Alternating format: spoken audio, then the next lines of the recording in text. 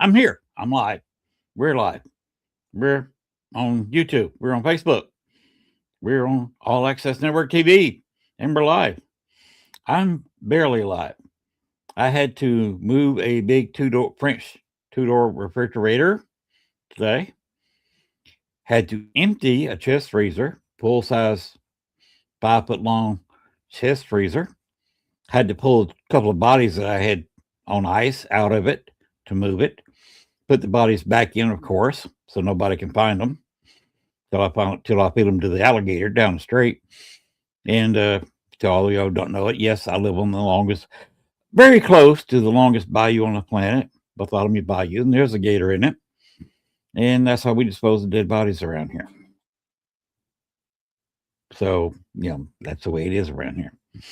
Anyway, we're not all like Yellowstone where we got an empty state next to us. Texas doesn't bow too well when you take a bunch of dead Arkansans over there and dump them somewhere in Texas. They don't like that. So we're not like that. We don't have a train station we take them to out in a gully in the middle of nowhere. But we do have an alligator, and that takes care of business. Anyway, we are live. Good to be live. To all of y'all watching in the future and record it, send me some lottery numbers. But all of y'all watch it live, all the countries around the world, all the ships at sea, welcome to the Southern Fried Paranormal podcast. Let's go ahead and, since we did our intro, let's talk about some friends of ours that we have down in New Orleans. And there we are. Voices from Beyond, New Orleans Paranormal Society. Basically, Christopher and Jennifer Talley.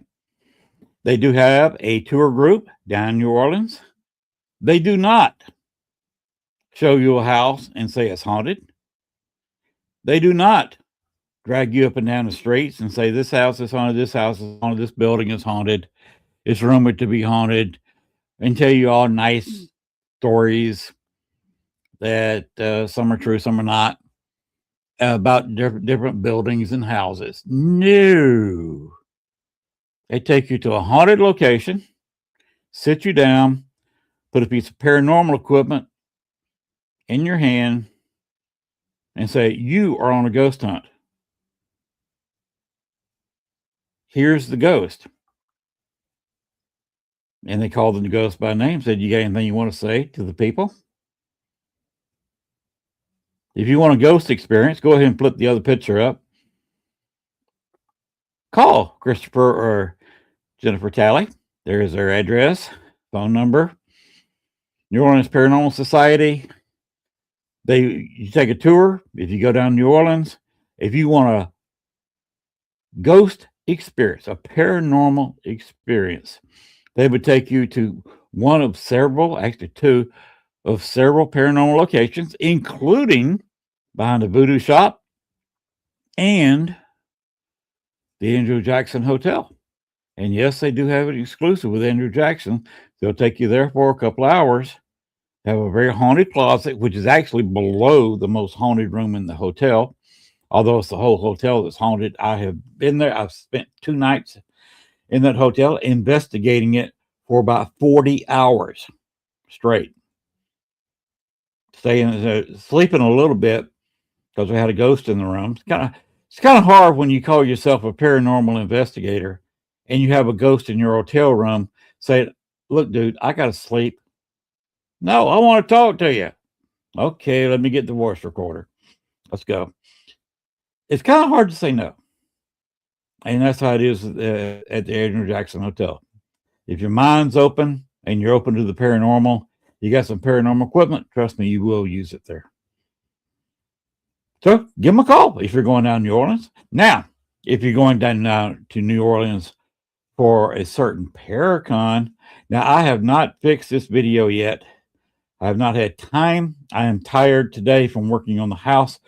We've been at it for 4 days this week, and tomorrow's not going to be so much work shoveling around the kitchen. We've fixed the floor in the kitchen. We've replaced one. We have a 24-foot long kitchen by 12.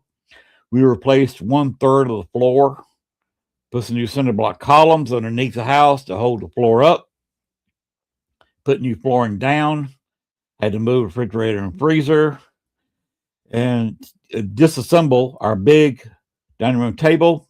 And now we got to put it back together and put it back in where we can eat off the table in the kitchen tomorrow.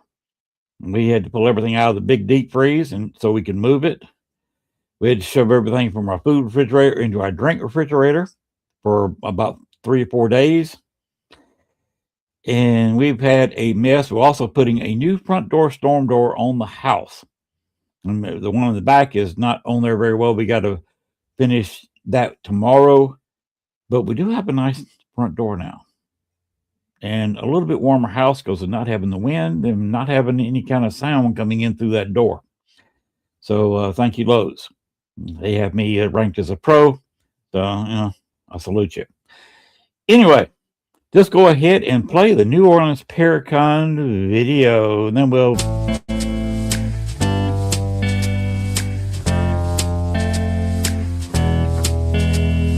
Oh, this is the one I did.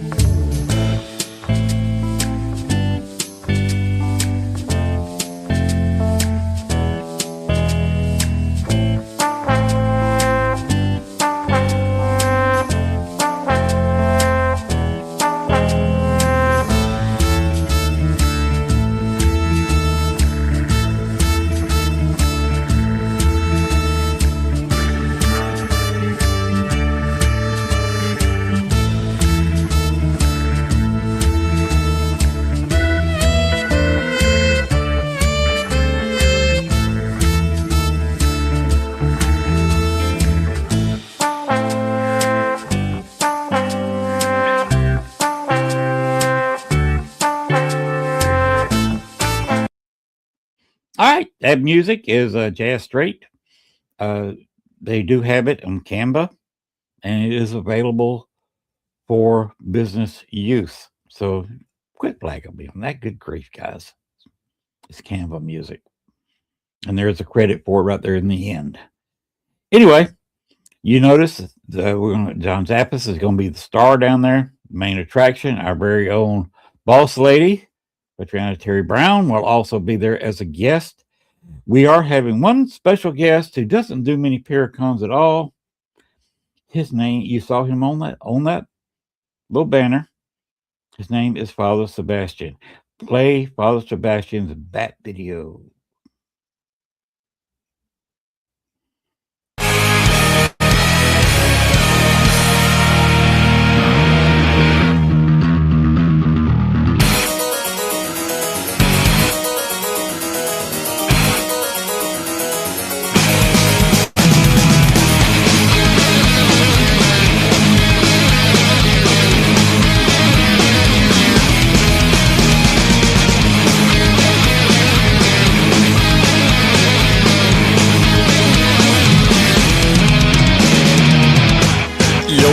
夜が迫り来る招かさる感情真空の逆流に私は酔いしれた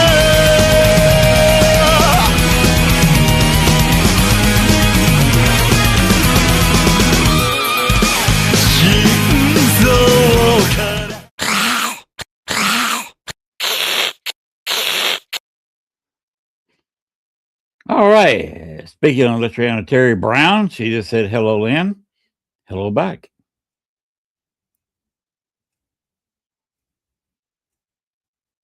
As I guess would say, how you doing?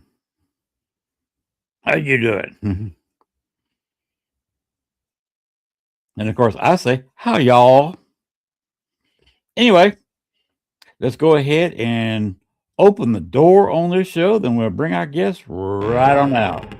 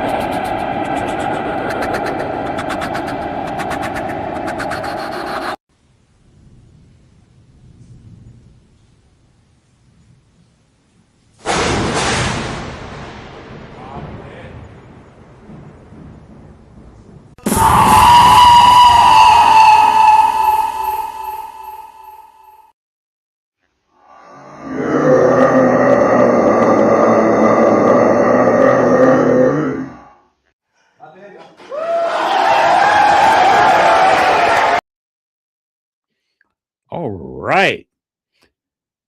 Are we ready to bring our guest out? Is the guest ready to come out? Anthony, are you ready? Let's bring on out Anthony Simonelli. How you doing, everybody? Hey, how's that? Hey, how you doing? Hey.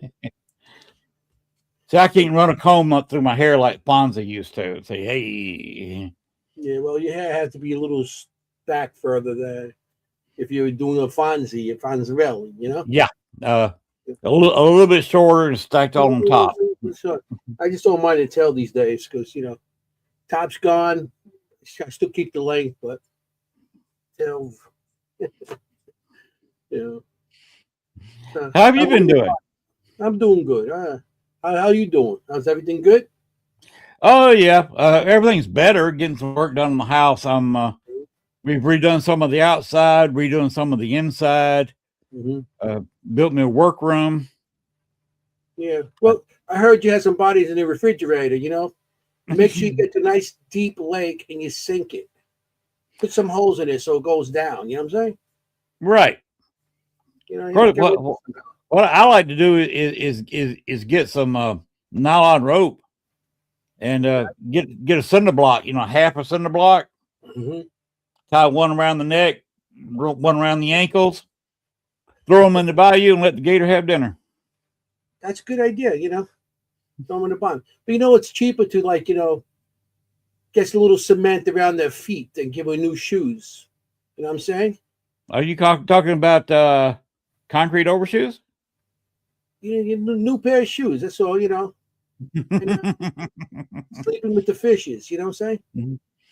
Is that cement galoshes or concrete overshoes? Yeah, whatever you want to call them. Yeah.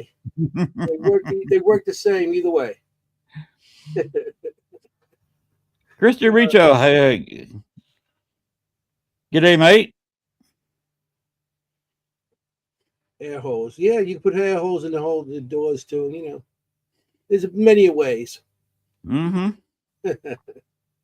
So I've been busy around here, especially this week, where we had to get some stuff done so we could lock the house up properly, so we could go down to New Orleans because we are going to be down there talking with Paula Sebastian, and of course the other named guest, which should be a real party down there in New Orleans. Yeah, a bunch of those guests I know who and I was like John, and I haven't been investigations with them and everything. So yeah, I was asked by a couple of them to come down, but I just couldn't make it. Pick and choose sometimes. New Orleans is a little distance for me, so yeah, that's a long way for you to travel. Yeah. It's not like I can just jump in the car and drive for 7-8 hours. That's a couple day trip for me down there. Yeah, you had to stop over because you'd be driving all day. You had to spend the night in the hotel somewhere. Yeah, and that's kind of trip that's a Red Bull trip. Just one after another just to get down. Yeah. Well, see, I'm down here in Southeast Louisiana. I'm about 6.5 hours away from where I'm sitting. Okay, so 6 hour ride's not bad. I've done those. Drove through, but New Orleans, and I always been wanted. That's one of the places to get down to for me, and that's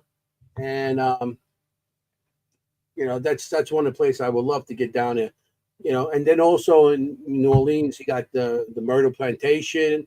That's one of my biggest bucket lists to get down there just to do that. So you can come down early. And about the thing I was talking to somebody last week. That's what they want to do next year. Is come down a little bit early, go to Myrtle's on say Wednesday, come spend the night in the destination hotel, wake up Thursday, goof around a little bit in the quarter, and Friday the Paracon opens up. Yeah, maybe next year I could swing it. I'm in about 4 or 5 different Paracons this year. Plus, I'm doing other things between investigations and talks. We do a lot of talking. I do a lot of um, fundraisers and stuff like that too. So I do a lot of talking. I do a lot of speaking. So yeah, and of course I gotta get my investigations in there. You know, that's what it's all about. You know, Mm-hmm.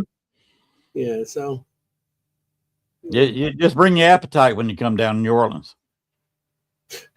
does it look like I don't bring my appetite anywhere? My appetite follows me like a puppy dog. You know what I'm saying? I know that feeling. One thing. I mean, you have to have cannolis. You have cannolis down there. Like Cannolis, cannolis, yeah, real cannolis. or as the girl says in the Liberty Mutual commercial, cannolis. Cannolis, yeah, yeah. Cannolis, hey. Down Yeah. there they have beignets. Beignets. Yes. There's cheese in them. Noticed a whole lot of powdered sugar. Okay, so okay. So it's like a Zeppelin. You get it all over. Do not sneeze if you're eating a beignet. Yeah. You'll get powdered sugar over you, whoever you're with, the table next to where you're sitting. Yeah. You walk around, the cops look at you and say, "Hey, what's all over you?" It's powdered sugar, I swear. Yeah, down there you can walk around the beignet shops and you can have cocaine all over your face and all over your shirt. I just had a beignet, dude. That's all. Hey, yeah, that's what I had. By the way, that there are two rules that Gwen likes to go by: no politics, and we don't do cocaine on camera. All right, so give me a break. Okay, there we go.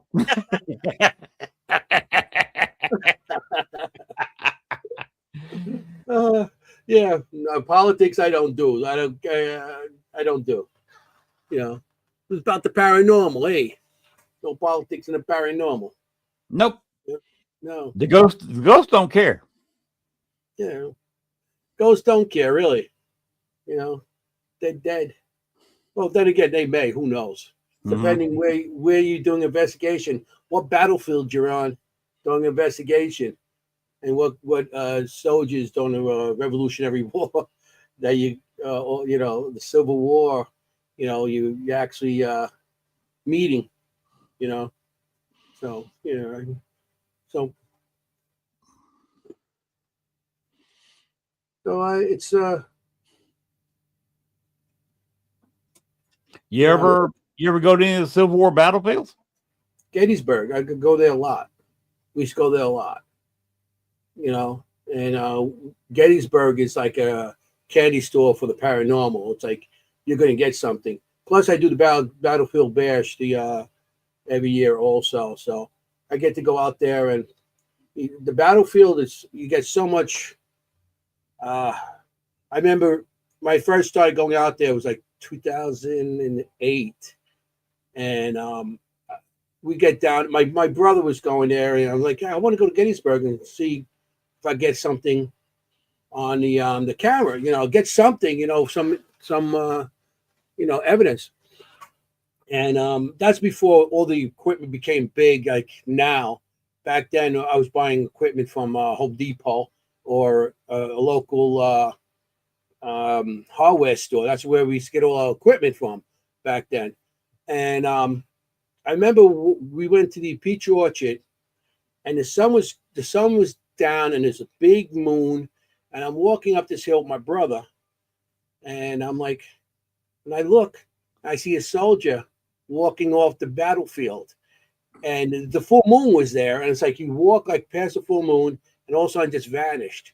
And it was weird because he was walking with his head down, and the butt of his gun was on his shoulder, and the barrel was down. So he was like, he had no more bullets or whatever. And he was walking off the battlefield, and you could see he had the equipment. I just seen the silhouette of the equipment and everything, and he disappeared.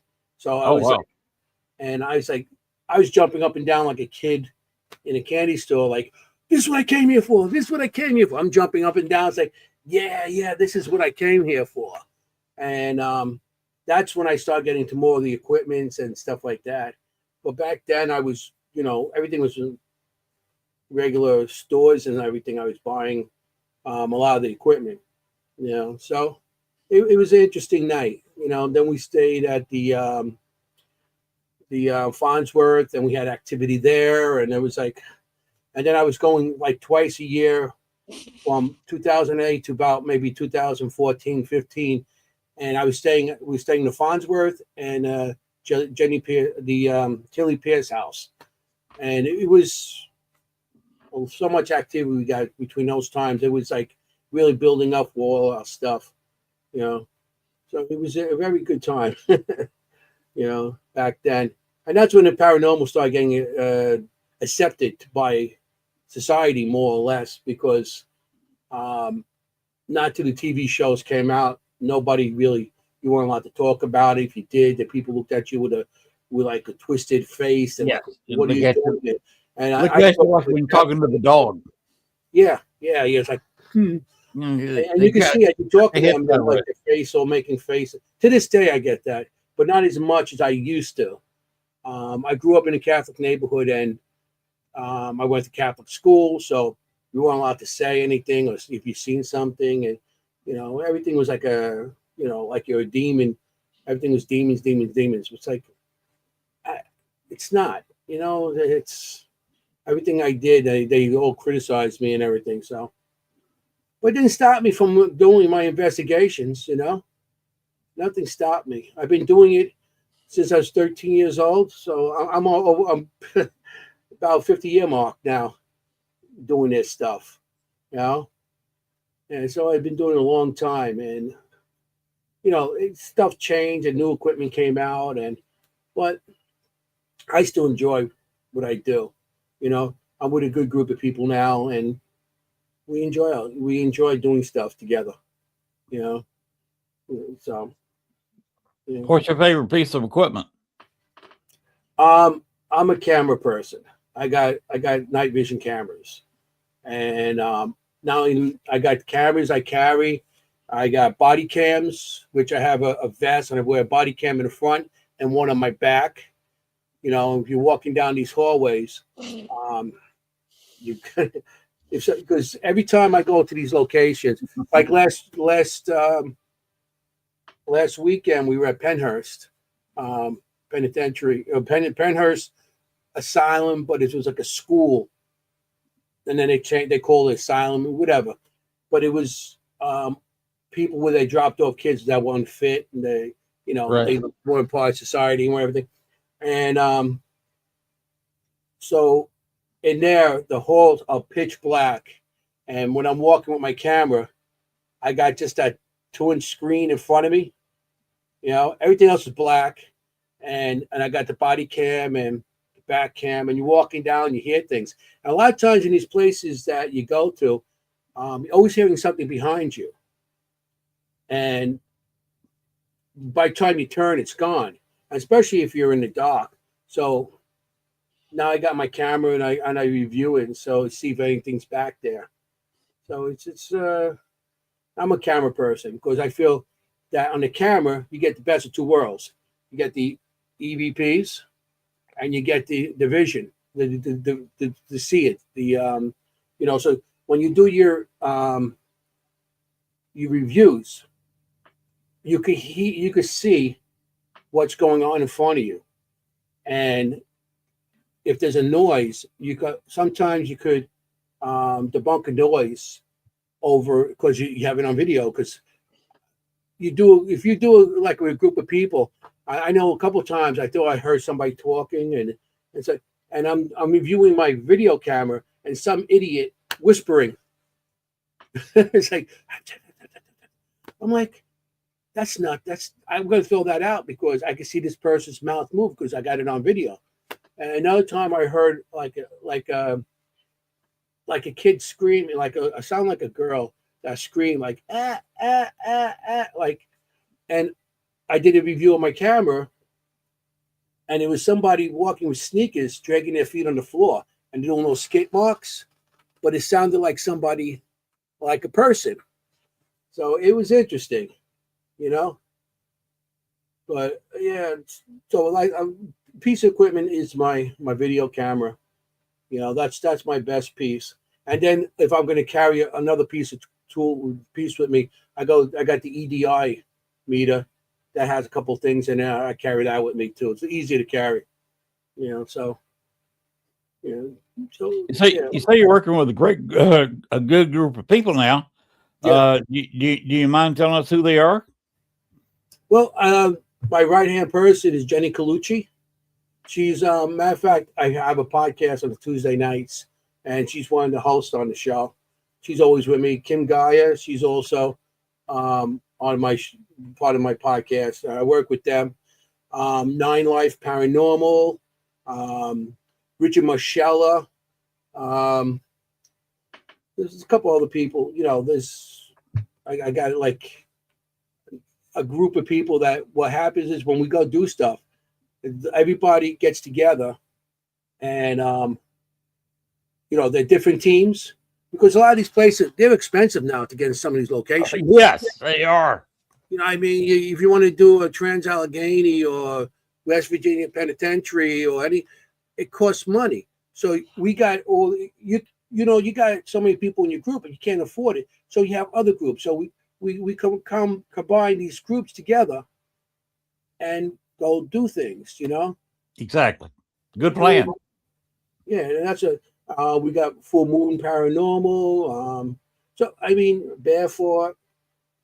And so we go do a lot of locations that way, you know? So it's fun. And it's fun too, you know. We get together and we have a big dinner before before time. And I mean, being Italian, hey, that's when you people get to know each other, is at the dinner table, you know, and that's how you get to make friends and get close with people. It's at a dinner table. So, and then you go into these locations and, you know, and then you share evidence. That's what's great about it too. You know, different groups you share and you know, and there's no egos, there's nothing. It's just, we're all there for the same thing and that's it. You know, we're all happy, you know. Cool. So sounds like a good group. Yeah, family dinners. Yeah, you go out and eat, and it's the para family, or we call them sometimes. It's like, but it's a family type of thing. And, you know, you get together and then you go investigate afterwards, and it's good. You know, I get my cannoli. Hey, I got my cannoli in. Now, you mentioned the podcast. Can you tell us mainly where people can see it? You know, time and web address. Yeah, well, it's on Tuesday nights. It's from 8 to 10. It's a 2-hour show. It's a live show too. We got an audience. It's called Seekers Chronicles Paranormal Historians, and our logo is where the history meets the paranormal. And we have guests every week. We talk about locations, and we talk about the history of a location, and then we also do what the haunting of a location, or whatever. Because we don't just do houses and stuff. We'll do the forest and whatever. We did it, and we have people from around the world that goes on our show too. We have people from Japan that came on. We talked about the forest out there that people off themselves. I'm not going to say the word because I don't know how they're going to be on it, but people actually off themselves there. And we have people from England, and they talk about castles and stuff. So we just don't talk about location. We talk about the history of the land also, and if a location it has activity in the land, and Kim Gaia, she's called the Ghost History Medium, and she's awesome. I could give her a picture of a location that she has no idea where it is, or I don't tell her nothing about it, and she could read that location. And then we talk to like the owners or the caretakers or the historians of the location. And it's like, you know, there is activity. It's known about somebody that passed away there. And she's awesome, this woman. You know, she's awesome. And I got Jenny Colucci, like I said, she's my right-hand person. She's always there for me, and we're there for each other. And she does a lot of she does the investigations and the research on a lot of these places. Plus, Kim does. She's at the historian type of also. After we find something out, and she'll find out the real history of the location too. So it's very interesting how we do it. So it's on Tuesday nights at 8 to 10. That's Eastern time. And you can find us on ERRT Radio. That's a YouTube channel. They can find us on that, or Seekers Chronicles Paranormal Historians YouTube channel. So, and well, of course, I'm on Facebook. We put it on Facebook every week, and also every week we have a new guest and everything. And we don't just have paranormal people; we have historians, like I said, owners, caretakers, and then we have other people that other guests there with into Bigfoot and all the cryptics and UFOs, or the aliens and stuff like that. So we have a vast variety of guests coming in every week. So that'd be cool to get somebody in the audience to watch that. That'd be awesome. Yeah. And there you go. You have all the information right there, straight from the horse's mouth where he is. So go watch this podcast. You do every Tuesday night? Every Tuesday night, yes. Every Tuesday night. We're going on 2 years now doing the show. So it's going to be fun. I believe you got a special guest this Tuesday, don't you? Yeah. This woman, I had to have her. She's amazing. So, Gwen Johnson. I'm calling her the wrong name. I spelled her name wrong. Now I'm calling her the wrong name. Gwen Johns. Did I say it right? Hey. Len Johns. She's going to be on. Hey, I see you in the audience too. So yeah, Yeah, I got one of the. So you're talking about history, and you got historians on your team. Christy Richo, if Gwen will throw that back up her last post, she said, "I always go in blind." Mm-hmm. Do you listen to your researchers before you go into a location, or do you go in blind? Or my researchers, my investigators like Jenny and Kim, when we go on locations, Kim goes in totally blind. They don't do the research until after the investigation. Okay, if she does a reading for somebody from a picture or just a location, she'll actually videotape it, and then we'll find out the information later on. So everything is pretty much what we don't go in. I like going in blind because I'm a spirit artist also, and spirit sketch artist, and I like to go in, and what I see is what I draw. So it's a very interesting group of people we have. So yeah. okay, explain the spirit artist to us, please. There's two types. My type, where I go into a location and I'm a sensitive. I've been seeing shadows and seeing things since I was about 3 years old. And I go into a location and spirits seem to come to me, or they're in a location, like in a spot in a place, and I would see them, and I end up drawing them. I try talking to them and communicate with them. A lot of times they just disappear, and then I'll draw a picture of them and show that there was something there. And some of my pictures I draw at special locations, the owner or historian stuff shows me a picture like, look, this looks like that person. Like, wow. So I don't do no research at any of these places. It's not like, I'm too lazy to do that anyway.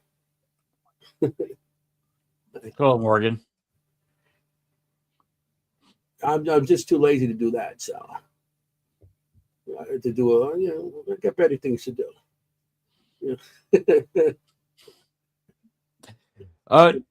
Have you got any examples that you can show us of your drawings? Yeah. I was on a podcast last night and I showed them. I hope I can show you. Okay. This is one of my worst experience I ever had. Hopefully you can see. Can you see it? There it goes. Can you see it a little better? There we yeah. Yeah, you got a light circle there. Yeah, that's the light from the let me see, I could do it like this way. Now you got the screen. Mm-hmm. Can you see any of it? What is that? A wagon? It's a carriage. A carriage? Okay. See, over here is a carriage. This is the Hinsdale house. Some of the investigators that probably in the audience know what I'm talking about. It's up in Hinsdale, New York. Maybe I bend it. I don't know.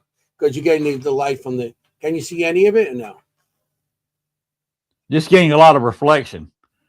Yeah, how about that? Well, there you go. Hold it still right there. Right there. Yeah. It looks like you got a baby going into the carriage. This is one of the worst experiences I ever had. It was at the Hinsdale house.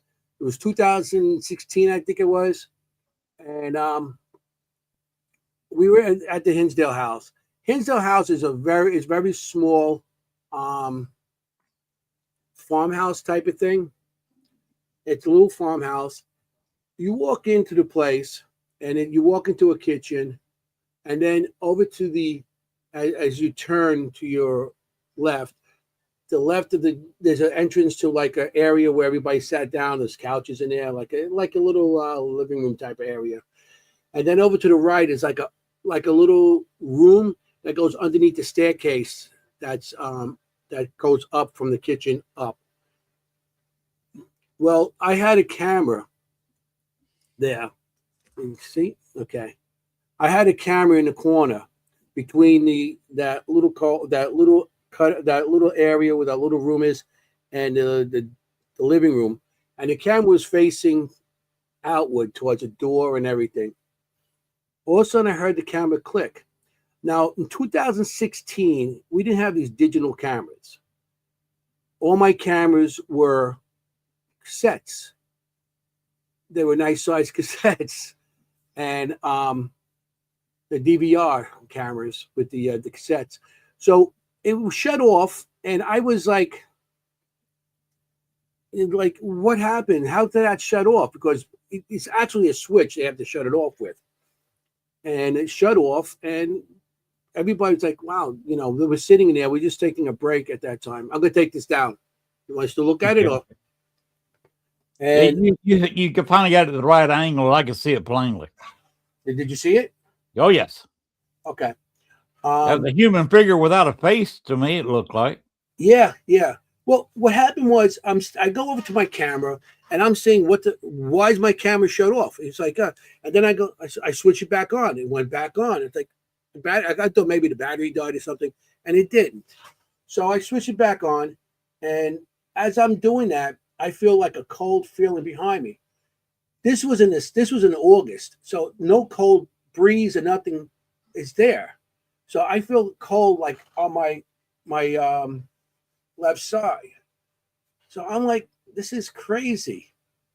So my friend Joe was across the room, and he had those the thermo type of meter thermometer type thing with the laser, and he shoots it back behind me. He goes, the temperature's dropping behind you really fast. So, and I said, I could feel like my arms getting all cold and stuff. So behind me, if you noticed that I showed you, you said that it was like a cart. Can you see it? Yes. This is a baby carriage. It's an old baby carriage with a metal push handle. It's one of those old type of ones from like the 67, where it had the springs on it. It was an old type of one. So I go and I'm like, it's getting cold behind me. There's a metal handle here. Let me touch it and see if that's cold too. So I grabbed the metal handle, and that's when it came to me. I had an image of a woman throwing some sort of fluid on top of a baby and throwing a match. Being a father and stuff like that, it's like, anything with children bothered me. So I was like, let go quickly. And I went outside the building. And I was getting a little emotional. I had tears coming down and stuff. I don't know, I was crying. I think it was more of a type of tear thing. And I was outside. My brother was with me that time. He's an investigator also. And he comes outside and he goes, "Are you okay?" I said, "Yeah, I'm all right." He goes, "Why don't you come back? You want to come back in?" I said, "Yeah, I might as well." Because Hinsdale House is like a 7-hour ride from my house. So it's not like I'm going to go home, you know? Right. So I walk back into the place and my brother's like, "Why don't you touch it and see what else you see?" So I went back and I actually touched the carriage again. And I seen the baby all burnt and ashed up and everything. And I let go. And I was, to this day, it still bothers me with the image I had. That was a horrible image of a child that was, hurt. Then it was like an hour later, and all of a sudden, the front door, you hear click, and opened. The door opened by itself. And I know I locked that door. And the door opened, and we all got up and we ran. But where that door is, we didn't run out. We ran towards it. Right. Like an investigator, like, "Hey, let's go see." So we go running towards it, see what caused it. And we went in there, and outside that door, if somebody opened the door from the outside, there's a sensor light. It would have went off. But the door opened up by itself, and anybody inside would have opened it, we would have seen. And everybody was with us, so none of us. We ran out. We were running around the whole thing and running around, and we didn't find nothing there, nothing that should open that door. So that was one of those weekends. It was a little crazy. It was a crazy weekend for us over there. So your first instinct with the opening door was to try to debunk everything you could think of. Yes. Yeah.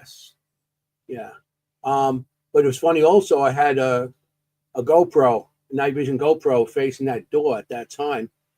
And the GoPro was turned around, like physically turned around away from the door, so we didn't even see the door open.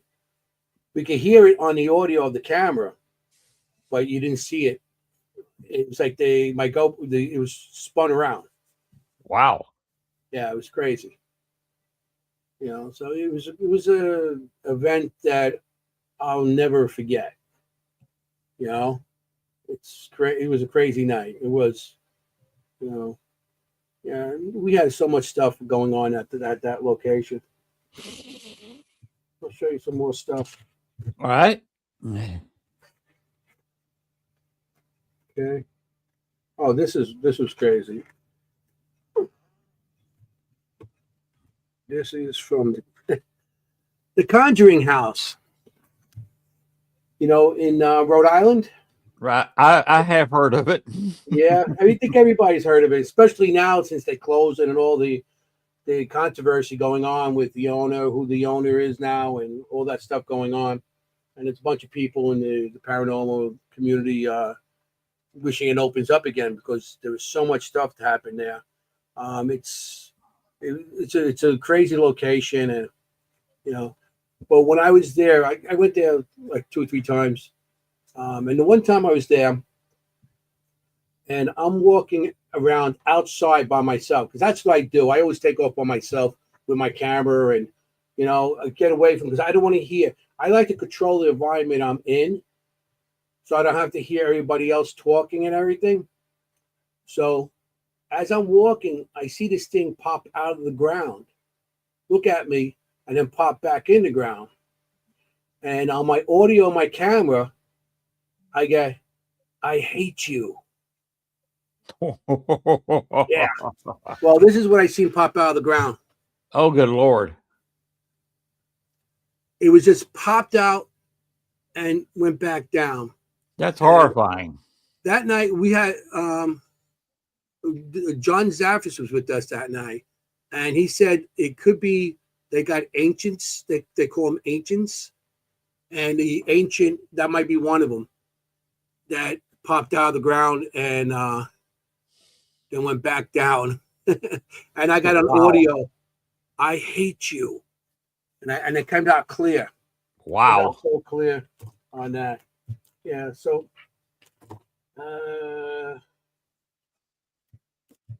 Okay. This is one. A couple years ago, I did the Massachusetts Paracon. Matter of fact, I think this is where well, the Massachusetts Paracon. After the Paracon, they had a investigation in one of the churches. Okay. So I was walking around one of the churches, and I went through by the staircase. As I walked up to the staircase, I seen this woman standing there. Okay. She's just standing there and looking at me, and I started, hello. And she just turned around and walked to the wall on this side here. She just walked into the wall. Oh, wow. And I'm like, all right. So I walked around the place. I did an investigation with my camera and everything. And then I hooked up with some other people, and we hung out, and we did a couple of investigations. So I think it was the caretaker, one of the guys that was there that was locking up for us. And I was on the top of the stairs, the staircase going up. There's a chair that was sitting there, and I was sitting right there and doing investigations. We're doing a spirit box there, and a couple other things there. And he came by there. I think at the end of the night he was locking up and stuff, and he's like, and so I'm like, I told him what's down there, and what happened. I seen this woman standing there, and all of a sudden just turned and went into the wall. And he's like, you know what's on the other side of that wall? I said, no idea. He goes, it's a cemetery out there, but that's where all the ashes from cremated, it's like a little thing with a monument with all the ashes from cremated people, that are there. And I'm like, whoa. So I don't know sure who she was or why she was there, but maybe something to do with maybe her ashes was laying in this location, behind that wall. She just, this is what I'm saying. This is how I see things. Okay. As a spirit artist, I have my friend Richard Marcella. I told you I investigated him too. He's a spirit artist also, but he does like the psychic. He'll sit down with you and read you as he's reading you. He's speaking to a spirit, and he's drawing the spirit as he's speaking to you. So he can, so you know who he's talking to, and he'll show you the picture. And I would say like 98% of the time, the picture that he draws is somebody that they know, because they always pick up their phone and this is what it looks like, somebody on their phone. So that's that kind of psychic. But this is what I see when I see things. But I also see like elements and stuff like that, and cryptics. You mean elementals? Yeah, that's what I said. Yeah. Well, you got cryptics, but the elementals also are out in the field. Also, that's another type of spirit that's in the woods that takes care of the location out in the woods. So like I said, I've seen a bunch of different things. Place in Newburgh, New York. I used to do this old, like 2013 or something like that. And I have a friend that her family owned this old area. We used to be a farm there years ago, and they made it into like one of those haunted location, like a haunted hayride type of place, but the place had activity. So we went there, and we were getting a bunch of stuff. I got a bunch of things there. But I also seen here, there's a field that you walk in. as we're walking through the field, rocks are being tossed at us. You can hear rocks. My brother was with me, and stuff being tossed at us. And the field. Then you come to the field. There's like these old trailers where they keep as storage for all the Halloween stuff that they put up around that time of year. So we're walking over there, and it was crazy because the rocks were being tossed at us. He went one way, and I went the other way. As I went by this area of trailers, I seen this creature standing there. Huh. How tall was it? Yeah, it's like a puckwudgie. That's a new version. I mean, I didn't know what to call it. Everybody's saying it looks like a puckwudgie. I don't know, but it had hair, but the eyes stuck out like little, like it had binoculars on his face, but Okay. it wasn't connected. And he looked at me, and then just turned around and vanished. And so that's why he's seen. And it was wild because they told me afterwards, the owner, that they thought there was like an imp on their property that changes shapes, and they see it all the time on top. There's a barn there that's 200 at the time it was like 250 years old, and they see it on the roof of the barn all the time, and it looks like a raccoon, but it's not a raccoon, and they don't know what it is. And then it'll disappear and it'll change its shape into something else. So they think it's something like an imp or whatever that's there, and they've seen it. So when I show them that picture later on, they're like, oh, "That's what we see. That's what we seen." So that was crazy that time. You know, it's like, wow. I was amazed that I seen them, because they've been seeing that for years. The woman, her family owned the property over 150 years. So that's property, had it for a long time. The barn was there 250 years. So other people, and that area in Newburgh, it's where George Washington had his, he had down the road there, he had his command center, and soldiers used to camp all over that area. So it's interesting. It has a lot of history going on up there. Which war? Huh? You said soldiers used to camp there. Which war? George Washington. The Revolutionary War, or the French and Indian War? Oh, Revolutionary War up there. Okay. You know? And George Washington was up there. He had a command center right down the road, because they used to come in and take the biggest house, and that was it. That was their command centers, and everybody else stayed out in the area in tents and everything. So it was interesting how I caught that. Also, the same place. I told you there's like a wooded area. There was an open field, and then I walked into trail. Well, in the open field, I was walking, and I heard like footsteps, like by the corner of the woods coming towards me. So I thought it was like my brother or somebody walking towards me, and I was calling them. All of a sudden, I see this. I don't know what it is. I didn't look like it had wings. It looked like it was like some kind of robe or something, but the face had no eyes. The face was just like, the eyes were just glowing, and it had like more of like a skeleton type of nose. And it had a hood over its head. Yeah, it looked like some sort of robe. Yeah. And this was coming like right by the woods. Like I said, I thought it was actually a person walking up to me. And I never seen anything like this. And I never seen anybody say anything about, even give this thing a name. And that was the same location. That is weird. Yeah, this was one of the, where did this come from? Now, you apparently a brave man, because I know a lot of people who would run something like that walking up to them. I'll tell you a story how that I really got into investigating all this. Go ahead. I was about 13 years old.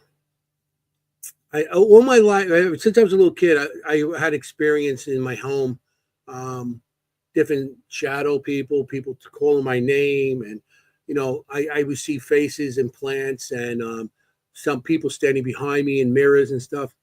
So growing up, you couldn't talk about it and stuff. That's why I got into the drawing. Well, as a kid, I was always told not to talk about it. So as a kid, my therapy, to me, I guess it was, I didn't even realize it was therapy, but I used to draw everything that I saw with a pencil, crayon, pen. And that's how I got into this spirit art type of stuff. And I didn't even know it even had a name until like 3 or 4 years ago. But when I was 13 years old, and if some people might have heard the story because I tell it a lot. I lived in a place called Glendale, New York. It's in Queens, and we're surrounded by 9 cemeteries. And there's a lot of 9, yeah. During the 1920s, they used to call us it was nicknamed the cemetery belt, because Queens was in the 20s and all that. It was like the country to the people in the city and everything else. And and so it was. So as a kid, back in the 70s, Queens had a bad. I know my area did. There was a lot of heroin going around, and there was needles laying in parks and stuff like that. So you couldn't go in the park and play basketball, baseball, and anything like that. So everything we did was in the cemetery, because they had open fields in a lot of cemeteries. There was a lot of these cemeteries are so big. There was open fields. We used to play football and stuff like that, and whatever we did. But as a teenager, I was with a group of my friends, and they decided we were with a group of girls, with me, my friends, and a group of girls, and the girls wanted to go to this. They wanted to go shopping. Of course. So to get to the next town over, which was Mill Village, we used to cut to the cemetery. So we used to cut to the cemetery and go to these places, and then come back home and whatever. Well, it was getting a little late, and back then you had a lot of these kids had to be home before the street lights turned on. Once the street lights turn on, you better be home because you get in trouble if not. That's how it was back then. And so we are walking back. We went to the shopping, and then the girls had to get them back because they had to get home. So we're walking to the cemetery. And before we go leave, because there's holes and fences over there, because cemeteries are closed over here 4:30. They lock your friend. If you're in your car, you're locked in. That's how strict they are. So we're walking. We're about to cut through the fence, because the fence leads into like train tracks, railroad, Long Island Railroad, and then you walk over the railroad and you're home. So we stop and we start talking before we leave the cemetery. And I'm talking to my friend, and I look over his shoulder and I see a woman standing at a grave, like praying. And she was at a little distance, and I could see her. She had a white gown that was blowing in the wind, and there was no wind that day. And her hair was red, blowing in the wind. She had like red hair, and she was like praying like this. And she had no feet. So I turned to my friends. I'm like, look at this lady. She's in the cemetery. It's closed. And why would she be here? And they turned around, and there was nobody there. Oh, wow. Yeah, she does. It was like totally boom. So I got nervous, and I left pretty much. And I walked out of I walked home, and people back then like, oh, what drugs you on? Hey, what did you see? Yeah, it was like, in the 70s, they always, every time you did something, they accuse you on drugs.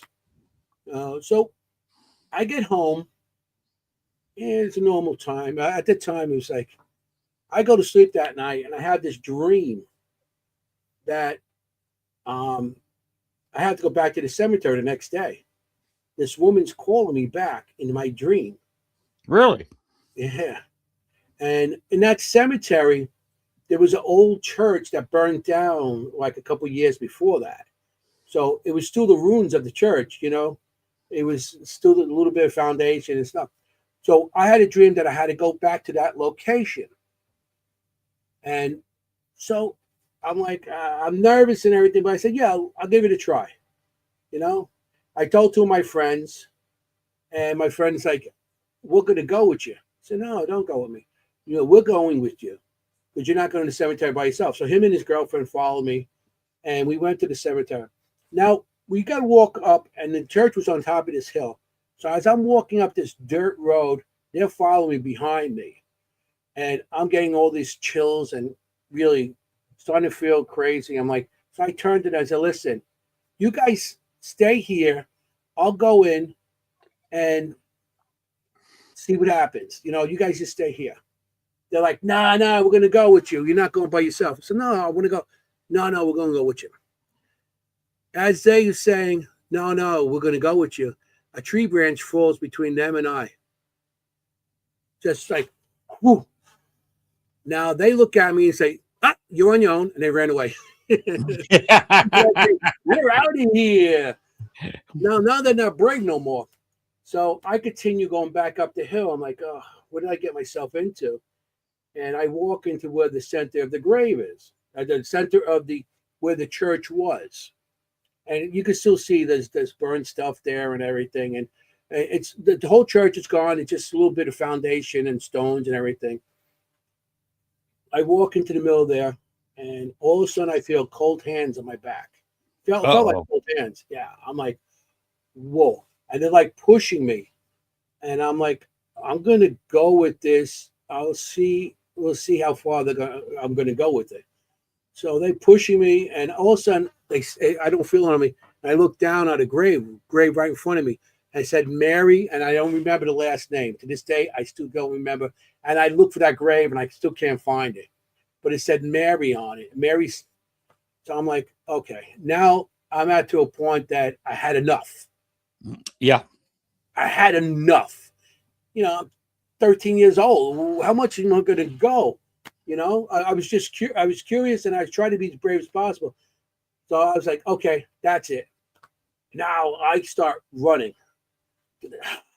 I'm out of here. I'm running into the, you know, and I ran so fast. I was like, because the cemeteries in Glendale and Mill Village and all that, that was all fake cemetery.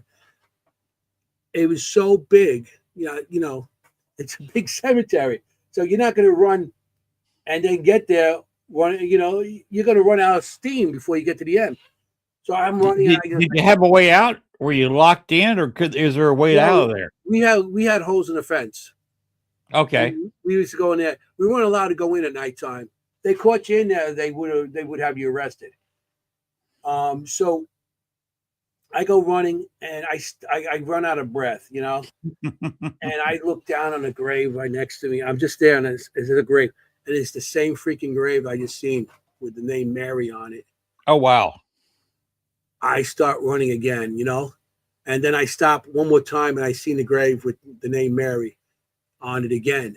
So I seen it 3 times, and then I heard my friends calling for me, and I went to them, and it was like, okay, I'm out of here.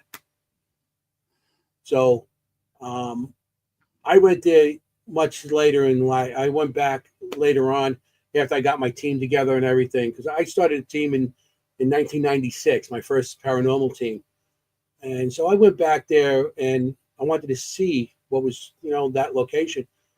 And I went to that location, and I'm looking around, and it's all children's graves there. Back during the when they had the it was 1918, the graves and stuff like that. I think it was influenza or something something happened, and all these children died from it. And they didn't bury the children pretty much with their parents. They put them, not like today, you know, everybody's together. A lot of the poor, they buried, their children were buried at separate locations. Besides that, if they died of some kind of virus or anything like that, they weren't buried in regular, they weren't Right. buried in regular. They had a section because they were afraid that even the dead was going to transmit whatever stuff. That's how ignorant they were back then with stuff. Right. So there's a bunch of graves there. I said, but there's one grave there with the grave that she was standing by, and I was looking. I went there and I looked. Matter of fact, I just went there like a couple of weeks ago to look at it again. And it's her name, and then it says Maria on the grave. So I have no idea if the word Mary I seen has something to do with Maria. And she was praying over her own grave. You got to think that's a possibility. Yeah. As I always leave things open as an investigator. I always leave things open because of that. Just to yeah. They called it the Black November. Yeah, it was TV. It was a global pandemic. It actually started in an Army training camp. Oh, really? But we had entered World War One, so the guy who I guess started it got the unlucky thing of catching it from nowhere. Who knows? Spread it to his Army buddies, spread it to train stations on his way to Europe. Got to Europe, spread it all over there. Interacting with the French and the British and the Germans. Yeah. And then come back, and he was still patient 0. Mm-hmm. And it was just transmitted like that. Yeah, that's interesting. Okay.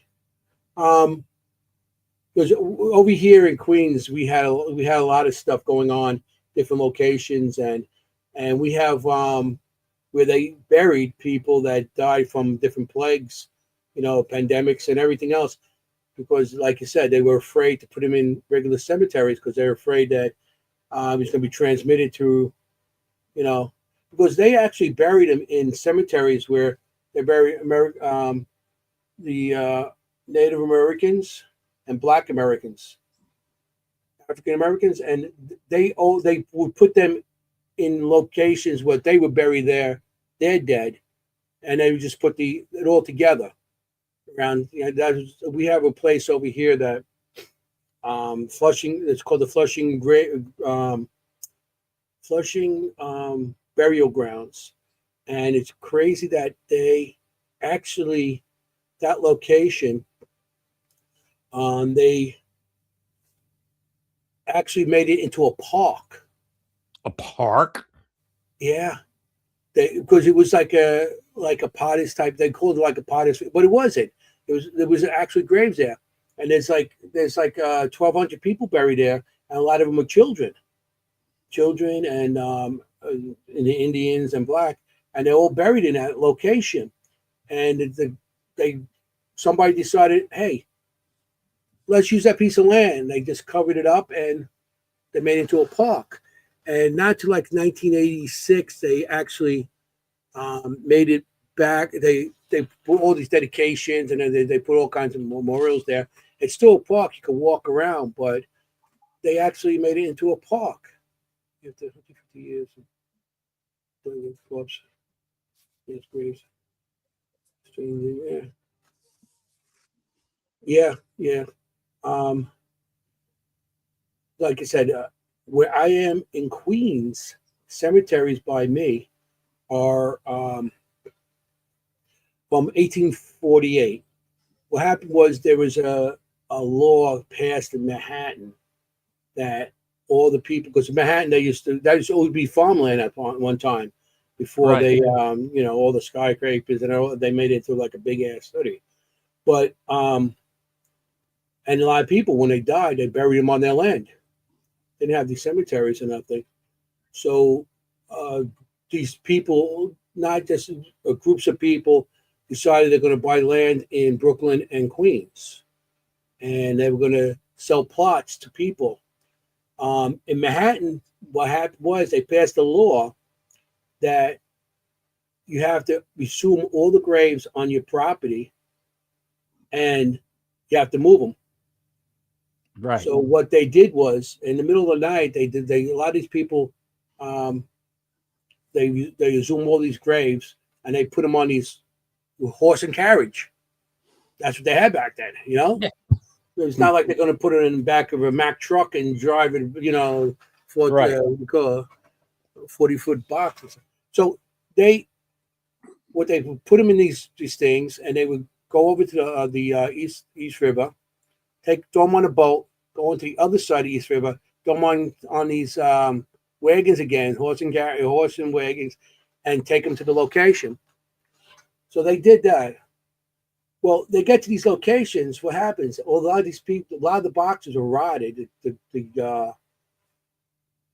The coffins were rotted, and all these bones and everything, as from the shaking of the wagon and all this stuff, they would break. So they would open up these wagons, and all the bones would be mixed. Everything be mixed. So what they did was, they would do mass graves. They would dig throw them in this mass grave, and then put stones of the people that are in that location. So that's what they used to do a lot. I know they did it over here in Queens. I don't know anywhere else. I know in Brooklyn they did also. They would just say, okay, they're all buried here. Okay, we put we're showing respect by putting their, markers on the property, but it was a mass grave. So a lot of activity happens, I know, in the cemeteries by us. I'm not sure because of that, but there was a lot of stuff that. How many bodies do the think is there? Well, by the stones, there must be hundreds, maybe a couple hundred. In one location I know of, that it was more of a poorer type of area, and I mean, maybe some of the areas maybe up to like 300-400 people, maybe more. It's depending on where they did it, because they don't have markers saying, "Oh, this is where it was." They just did it, and they did it in the middle of the night. The reason they did everything in the middle of the night is because they didn't want people to realize that dead bodies are passing their houses back then. Right. So they did a lot of stuff at nighttime with all these graves. Because where I am, I got a lot in Glendale. There's a lot of famous graves, like Harry Houdini's. Right, it was like right up the block from my house, and we got Mae West. Peter Luger. I don't know if you know Peter Luger. He was a steakhouse place. They sell Peter Luger sauce and stuff. The original Peter Luger. Was a gentleman, Jim Corbin.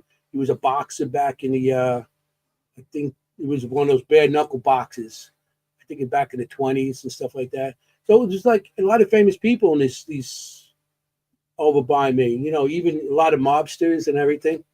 That from the five families. So it was. Every so often I go. We got Jackie Robinson there. We got Bo Jangles. Remember Bo Jangles? And he's in a song.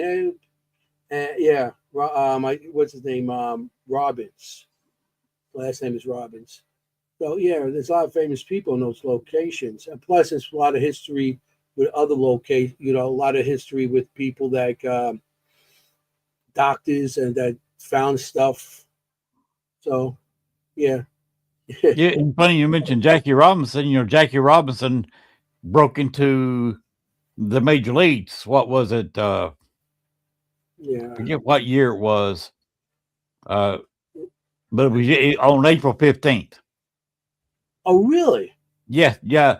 Yesterday was Jackie Robinson Day, where everybody wears number 42 in the major league. Wow. I didn't realize that. I really don't follow, but that's interesting. If I know that, I probably would have went over to his grave. I know his grave is. I go there. His grave is it's a small grave. You think it's going to be some kind of tremendous big thing. It wasn't. It's a small grave, and people put baseballs all over it. It's baseball bats on it and hats and stuff like that. And then it's the grave where it says Robinson, and there's like 3 graves in the front. Is his, I think his wife and his mother or father, and it's like a little family plot there. Oh wow! Yeah, so and it's not big. I'm like, that's because you hear so much about a lot of these people, and you think they're gonna have these big monuments and stuff, and They really don't. Really. The Fox sisters. I don't know if you ever heard of the Fox sisters. They're the modern. They actually are credited to started the modern spiritualist Mm-hmm. movement. Yeah, the Fox sisters. There were two young girls in 1848 or 48. They had some kind of stuff going on in the house, and they actually started with the knocking of answers and the alphabet. You say the alphabet, and there's a knock on each one of the letters, and yeah, and knock. Yeah, it's really they called the spirit Mrs. Splitfoot. Yeah, so they lasted into like their 50s, and they passed away themselves. But they were big in this area. The whole family's buried around here. And so Well, you're talking about mass graves. Gettysburg has got several, but there's not that many of them in any one mass grave. You got a lot of single graves, and then you got several mass graves around the area. mm-hmm. I'm sorry. Go ahead. I talk so fast sometimes. You know, I'm a typical New Yorker. You know, we talk. Hey, blah, blah, blah, blah, blah, blah. You know, it's not like I try to talk over people.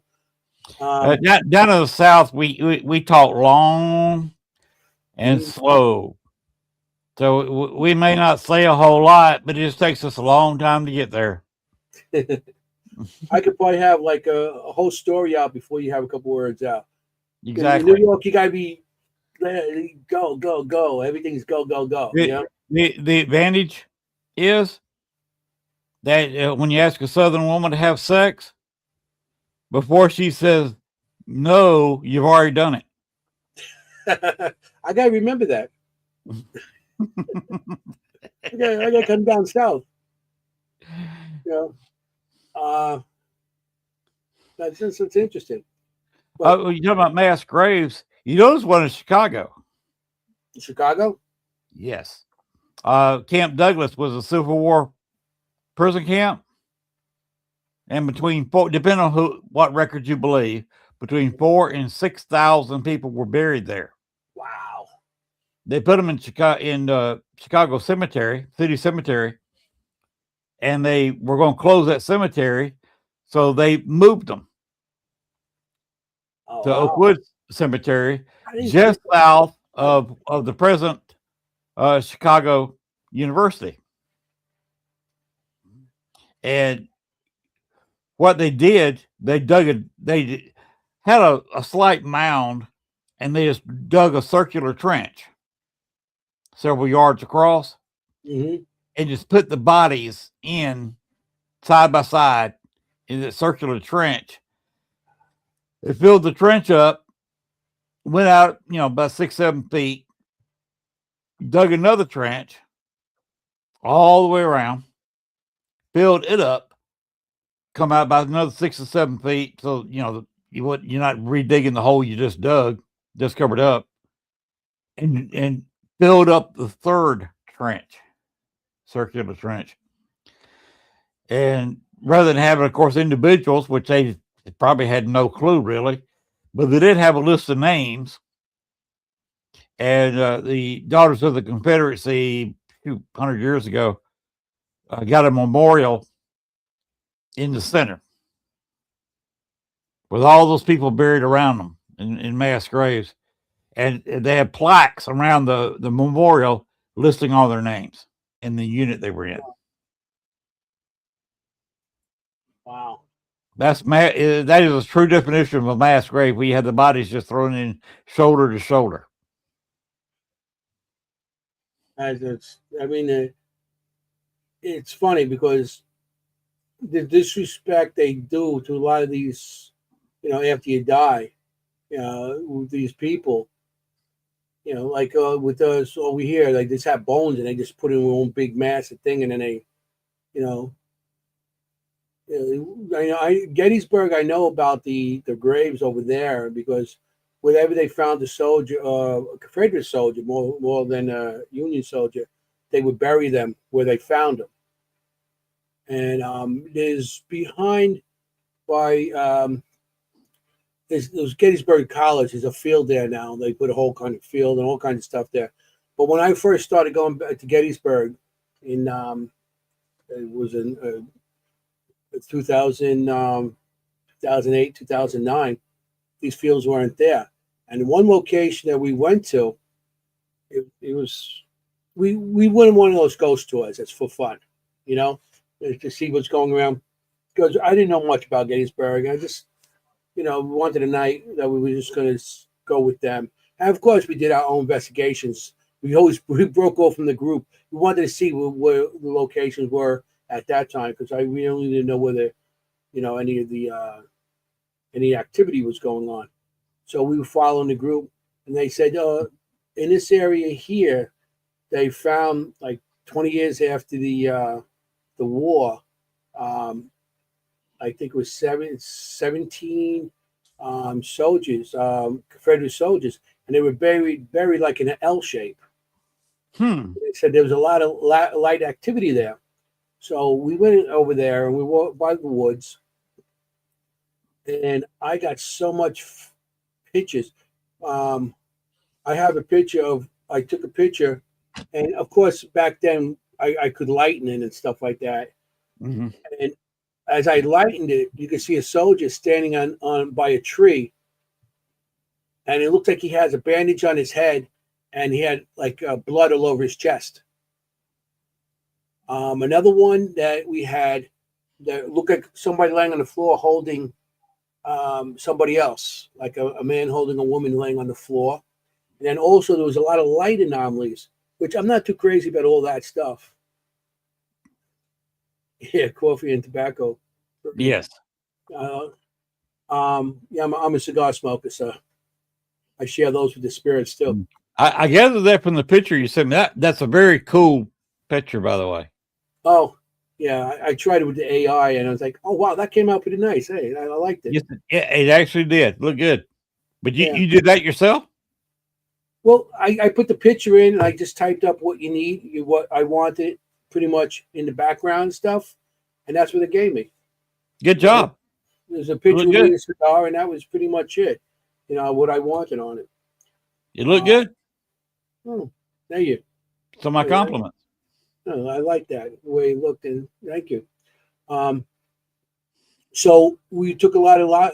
I was seeing things in trees sparkling and all this stuff as a sensitive, but nobody else seen it. So I kept on telling people, take pictures here, take pictures here, and they were taking pictures, and they were getting stuff where I was pointing it out.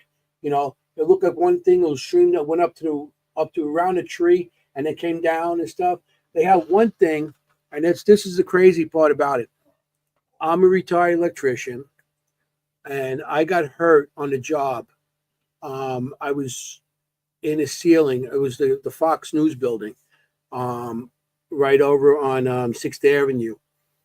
And I was up in the ceiling, and I was wiring something, and I went to pull myself up above the ductwork, and I had the ductwork in front of me and the sprinkler behind me.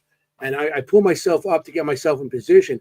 As I did that, whoever was there before me left a electric box open with wires hanging, and it touched my head right here. Ooh. Yeah. And as I did that, my nose grounded out on the duct. So I grounded, and I just pulled myself back. All I seen was like a bright light, and it was weird because I seen people in there and stuff like that. But that's another story. But I came down the ladder. I have blood all over my face because everything blew out on me. It was 277, something that could have killed me if I stayed there long enough.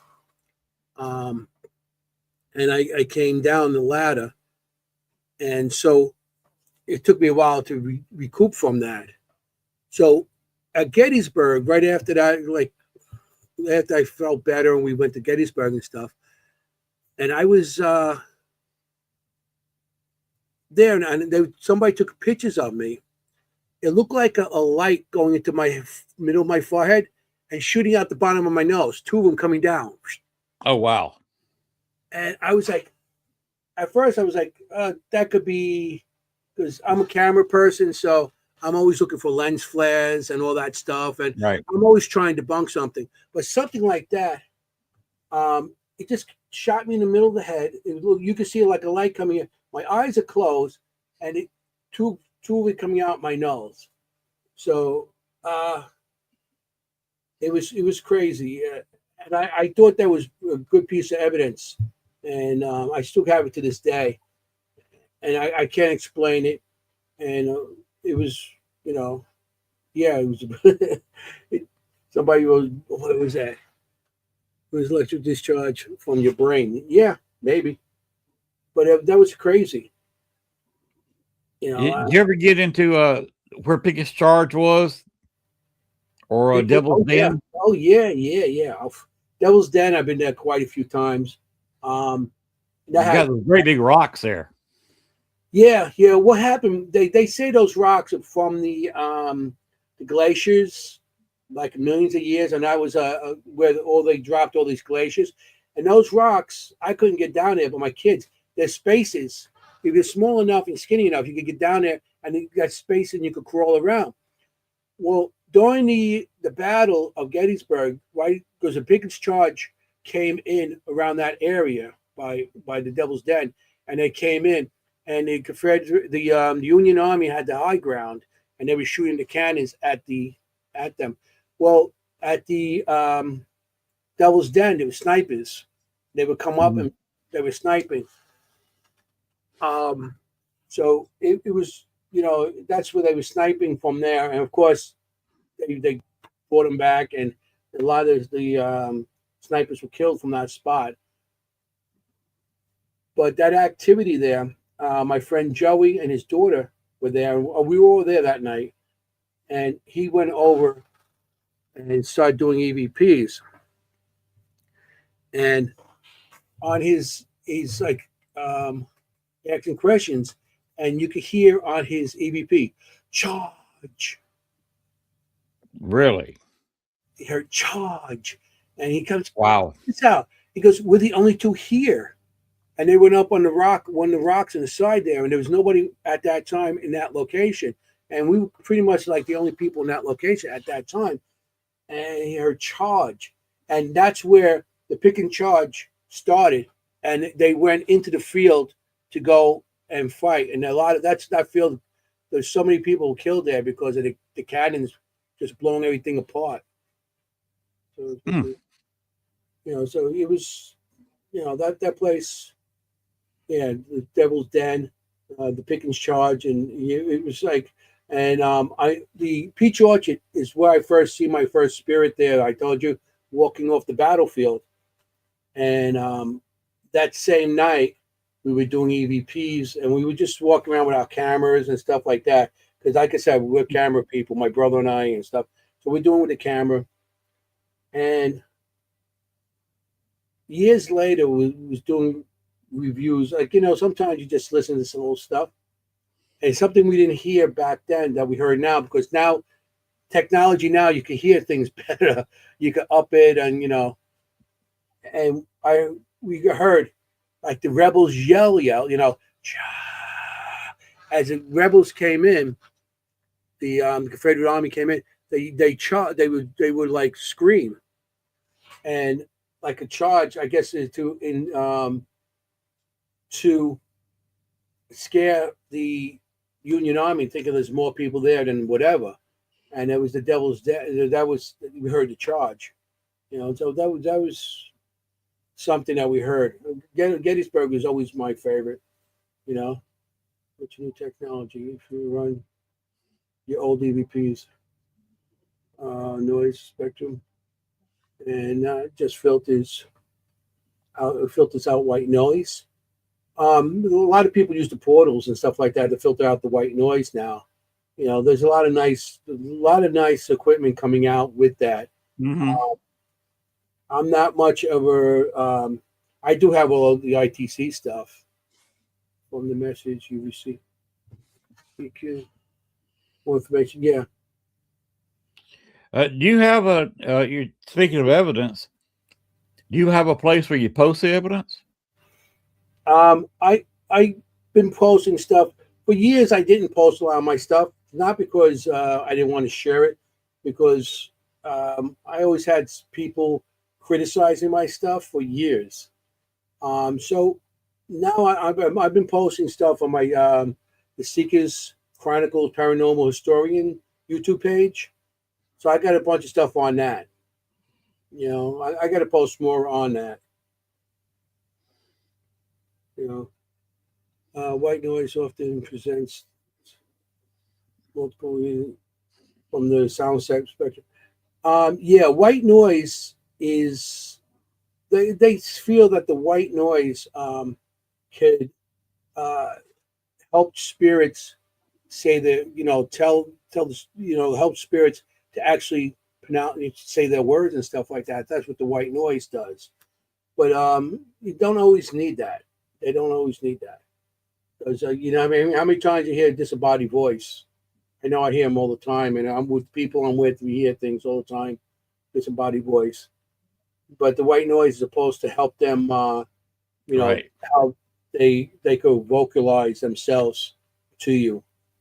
That static, you know. Yeah, I was once in a farmhouse, and I was, after investigating all night, I had been up most of the day. I was working on close to 24 hours of being awake. I know. So I was going to sleep in the location and investigate the next night. Mhm.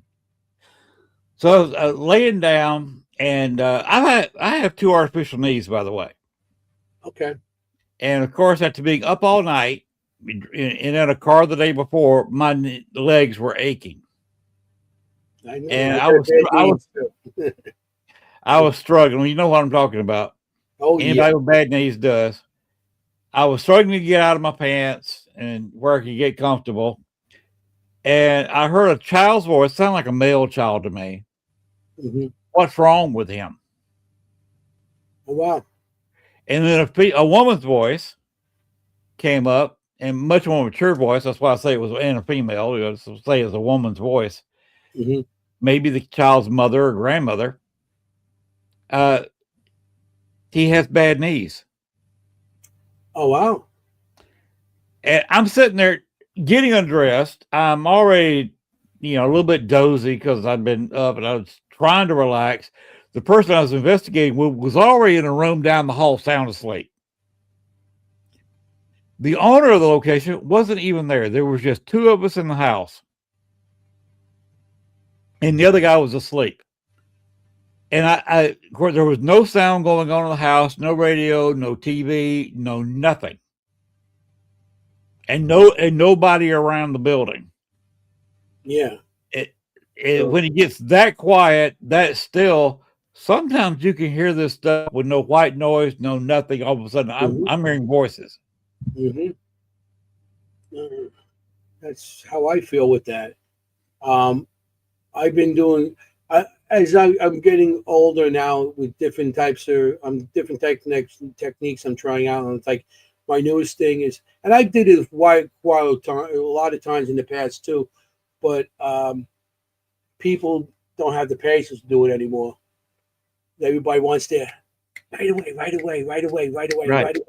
Oh, put that light on, ring that bell. Stop it. I go in. When we went to Penhurst, I went into a location. I was with a bunch of like people that they've been investigating a couple of years. So I said, well, let's go in. And they start putting music on and all this stuff. And I'm like, wait a minute. Can we just do me a favor and just try something else? I said, just let's sit still, quiet, nothing going on. Shut your equipment off. Just sit there and quiet and let the building talk to us. Let it talk to us, because, you know, a lot of times, and that's me mad too. It's like they hear one thing and they're like, you hear that? You hear that? Yeah. But there's like 15 other things after that you don't hear because everybody's screaming.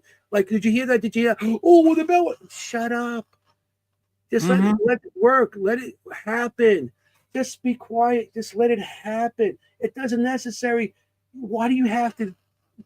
Because you go, ooh, there's something else you're stepping on that you can't hear. That might be even more important than just what you just heard.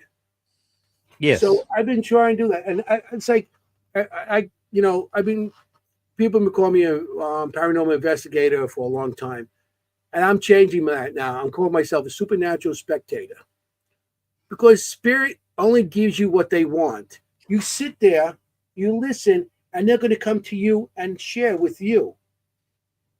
You're in their world. You're in their world. They're not in your world. You're in their. You go to their location. You're in their world. This is where they are. So I don't feel that everybody could. You could do investigate, and do research. That's what's part of it.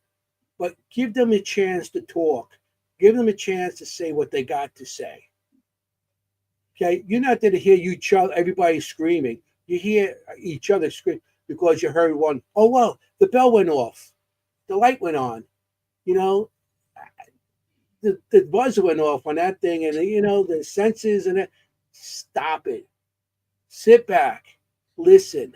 They'll come to you and they'll tell you, and you want to hear their story. I don't want to hear some person next to me. Did you hear that? No, I don't want to hear. Yes, I did hear it. If I didn't hear it, I got to be deaf. It happened. Stop. Let the spirit comes to you. Let them have their explain. Let them talk to you. So Yeah.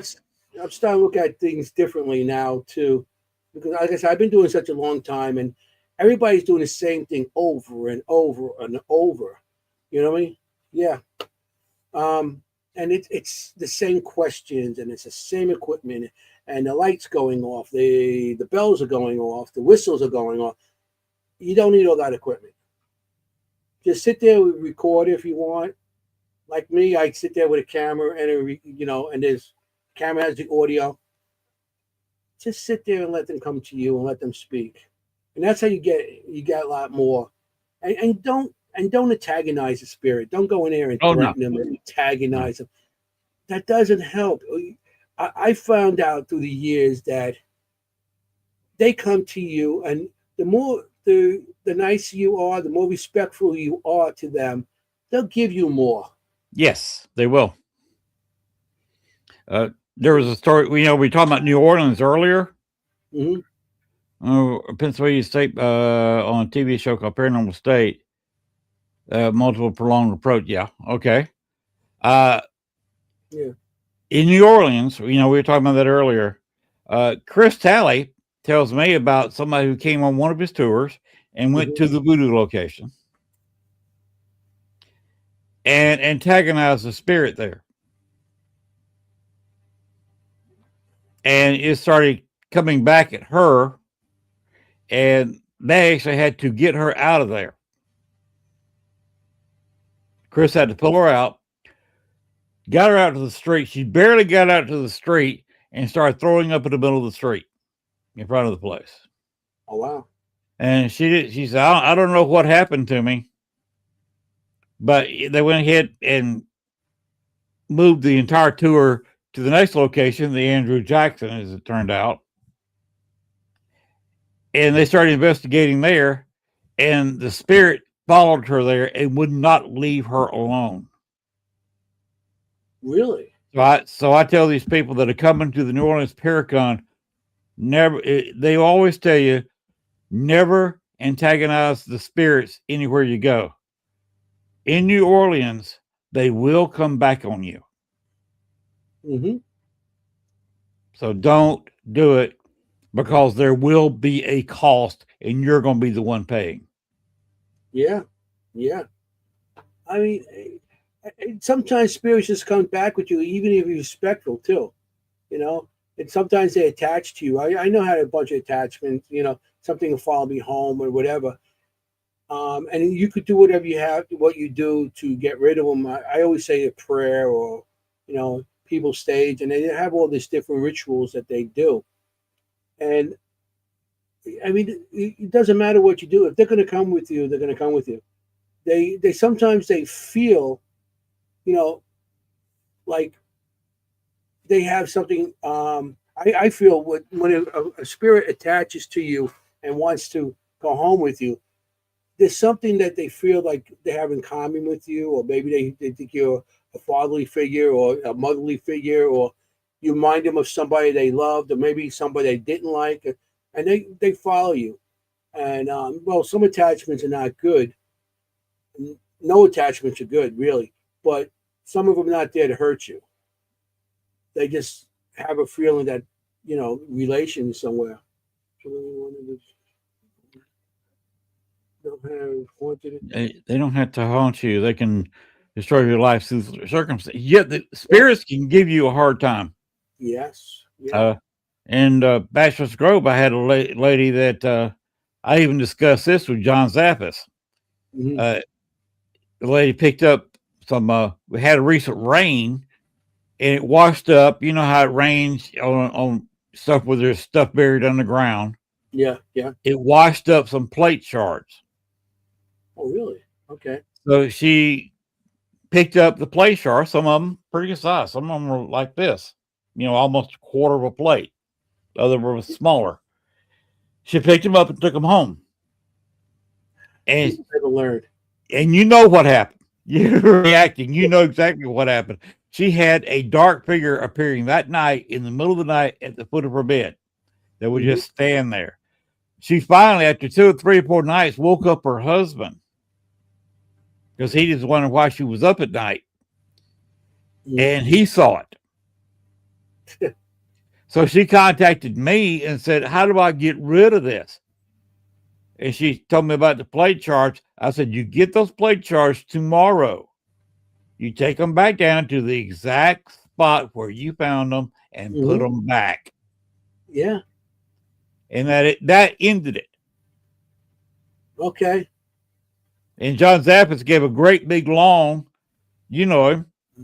explanation as to why that was it wasn't the best choice. It was the only choice. That's right. There's nothing else you could do.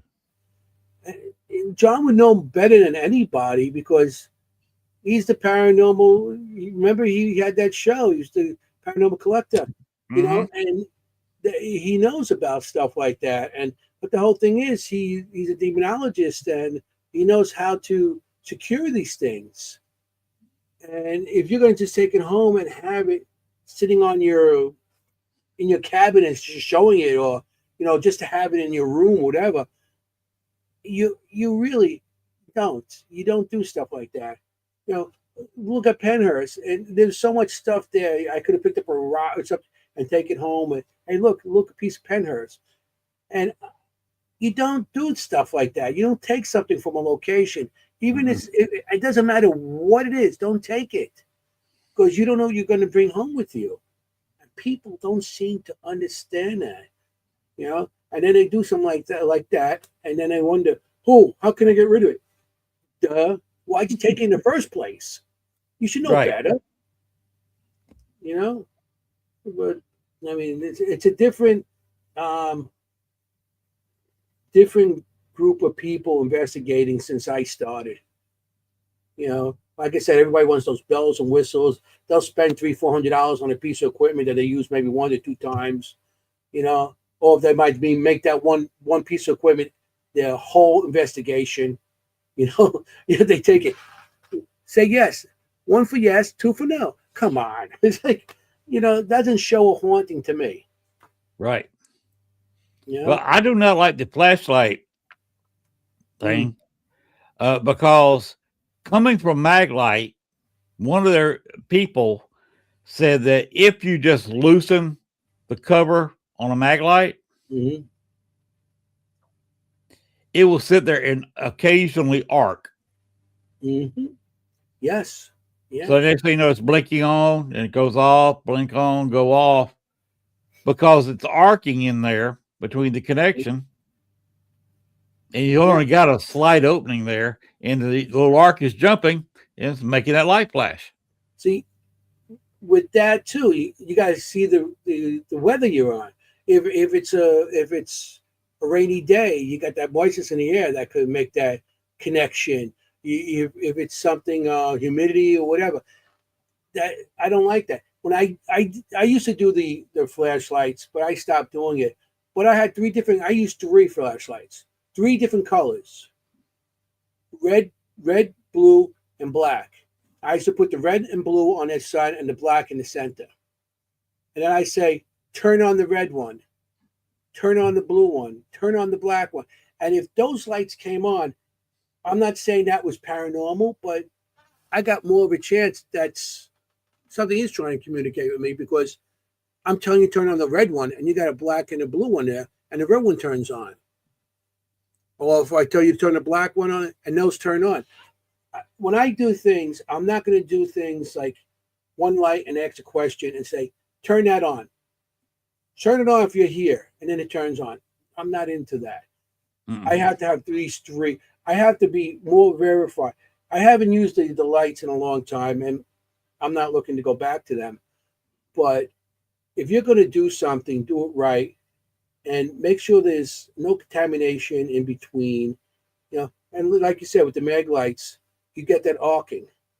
You know, like I said, I was an electrician, so I know all about those arcing things. You know, yeah, because you have a flashlight and you say, okay, and you tap it on the table, turn it on, turn it on. That tap could make an arc. Anything can make an arc. You walk on the floor, can make an arc. You know, and just to say turn it on, yeah, okay.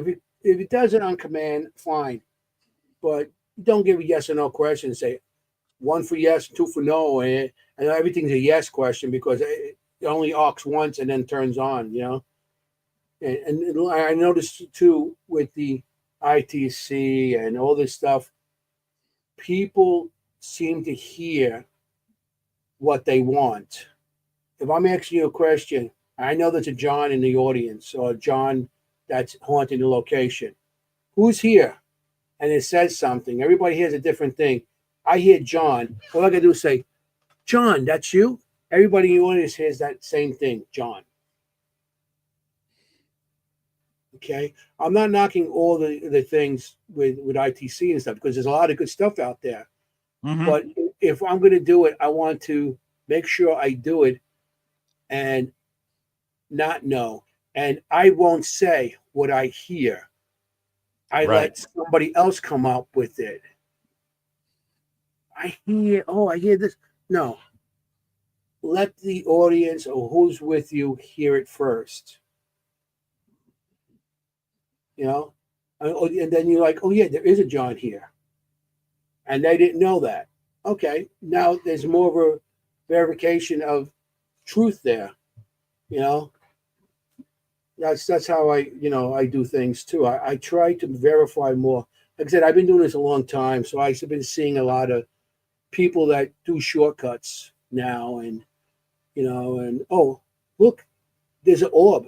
I know I had somebody send me a picture of, look, like in a field, a wheat field, matter of fact, and look like 100 orbs. Look, it's like an army of orbs. No, it's not. It's the pollen. It's whatever the wind's blowing. It's coming, and you're picking it up on your camera. You know, I had this one person. If you use a flash, you'll almost get orbs every time, and in most locations, because they're dusty. Night vision, you get it all the time. And there's no flash. You just got the night vision going, and it will pick up things, and it looks like, oh, what's that going there? You know, and then I like, oh, look, the orb is going in circles, going back and forth. There's an open duct there. There's wind. There's, some of the stuff. You know, what was that question? I seen the orbs. Oh, okay. The naked eye. Yeah, I'm not against orbs, and I've seen orbs too. And to me, an orb is, when I see an orb on a picture, orb is like, when I see it, I look for like a solid circle around it, and it's like brighter, and then the center is a little duller. And it's usually one, maybe two, and that could be something else too. But if I'm seeing something in that location, I'm feeling something, and I take a picture of that location, and I'm getting an orb, to me, that verifies more of something that something's trying to manifest there, or maybe some sort of energy in that corner, and that's why I'm getting that picture. Right. Okay. But people walking down dusty roads, I had another person that sent me a picture, and hey, look, there's a mist. There's a mist in front of the camera. I said, was it cold out that night? Yeah, it was a little chilly. Duh, your breath. If it's cold, when you breathe, you're gonna blow that that like a smoky thing, and that'll go in front of your camera. And it doesn't matter. You snap a picture. It looks like something manifesting in front of you, and it's not. You know, or Just your somebody hot breath and cold air. Yeah, I had other people smoking cigarettes. Hey, look where we got. No, it's the smoke. Spark energy. Action of sound. Yeah. Yeah, sound could be, I mean, to me, anything that could grab energy out to manifest these spirits. It could be you, it could be your flashlight, it could be your camera, it could be anything. It could be just the air, you know, the hot in the air. Like, you know, you're in a place where it starts getting cold in a location. It's because, and I feel they're taking the energy out of the air. They're taking the heat out of the air to make them to manifest or whatever they're going to do. It takes it out of the air. That's why it gets cold in a room or cold in a location. You know? But You know, you were talking about sitting in a room quiet. yeah. I go one step beyond that. I'll pull off my shoes, especially if I'm on the second floor of a building. Yeah. The people below me doesn't hear my footsteps. I'll Mhm. even pull my socks off to ground myself on the floor and hold still then. You're grounding yourself. I'm grounding myself. That's all. That's a good idea. That's a good idea because you're grounding and you're listening at the same time. You know, and that's a true. I mean, when I go to location, that's another thing. Like if I talk to people and they ask me things about investigating and stuff, like first of all, if you're going to go on an investigation, use soft shoes. Use something that's soft. I see some of these women, and I see men also, and they come with these boots or these big heels on these shoes, and they go, "Oh, we're coming to investigate." Wait a minute, that's not an investigation because you're going to make noises, and it's going to be picked up somewhere along the line. Somebody's going to pick up something. There's footsteps. There's a bang or something. You don't need hard shoes. Use something soft. A sneaker, but even a sneaker too. With the, like I said before, I thought I heard a girl screaming, and it was just somebody scuffing their sneaker on the floor. You know. Yeah, that squeak that it does, like Mhm. basketball players. Yeah, yeah. And I thought it was a kid crying, somebody crying, but like soft shoes. You know, if you want to do an investigation, use your head. What's going to cause some other stuff? So use the methods. On my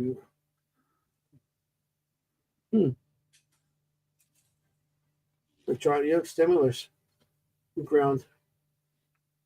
Yeah, the best thing to always ground I'll yourself. take whatever works for you.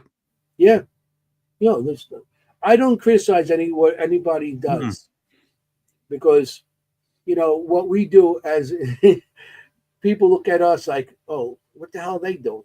You know, I went through a whole life of that. You know, like I said, we couldn't talk about it when we were kids and stuff like that. So I was being criticized about everything I see and everything. So I don't criticize what anybody does. I try to educate them on certain things, but I don't criticize. You know, if it works for you, that's perfect. You know, but you know, it's a different generation out there now. Everybody wants everybody wants that 15 minutes of fame where they get a piece of evidence and look, it's going off. My EMF meter is going off, and this is a haunting. Now, I mean, I debunked a couple of the stuff, couple of EMF meters. I was doing over by LaGuardia Airport over here in Queens, a mile down the road, and I was doing a house there with this woman. She was having a lot of activity going on there. And I had one of my meters on the table in her kitchen, and it was me and my friend Joey, and we're doing a little session there because we had, you know, We had the recorders out. We had a bunch of different little things out. And it kept on, the one thing kept on spiking. I'm not going to say the equipment because nowadays a lot of people are getting mad about mentioning their equipment, but it was kept on spiking into the red. Wow. It's like, what's going on? So we asked the question, spike into the red. Then we stop, and then it's spiking, it was going to the yellow. So, okay, you're going to yellow and back. Then I said, let's sit quiet and listen. Right down the road is where they actually take their airplanes and they bring them into the runway. So you hear them revving their engines, turning it on. As they turn on the engines, the meter spiked into red. I'm not sure if the tower was talking to them at that time, but the engine was revving and the meter kept on going to red. I'm like, are you kidding me? This thing is affecting this meter. We're about a mile down the road and it's affecting the freaking meter. And I'm like, this is crazy. Then all of a sudden it started going into yellow. So I'm like, as it turned into yellow, I was like, let's listen. Why it's going to yellow? Maybe there is something here. Helicopter, they had a heliport there. Every time we had a helicopter overhead, it was spiking to yellow. So our equipment can be affected by regular things, your cell phone and anything else, So when the people say, oh, it's a haunting here because a light goes on, it doesn't necessarily. You need more to it to actually call it a haunting. Yeah, don't even investigate if there's a helicopter around. Yeah.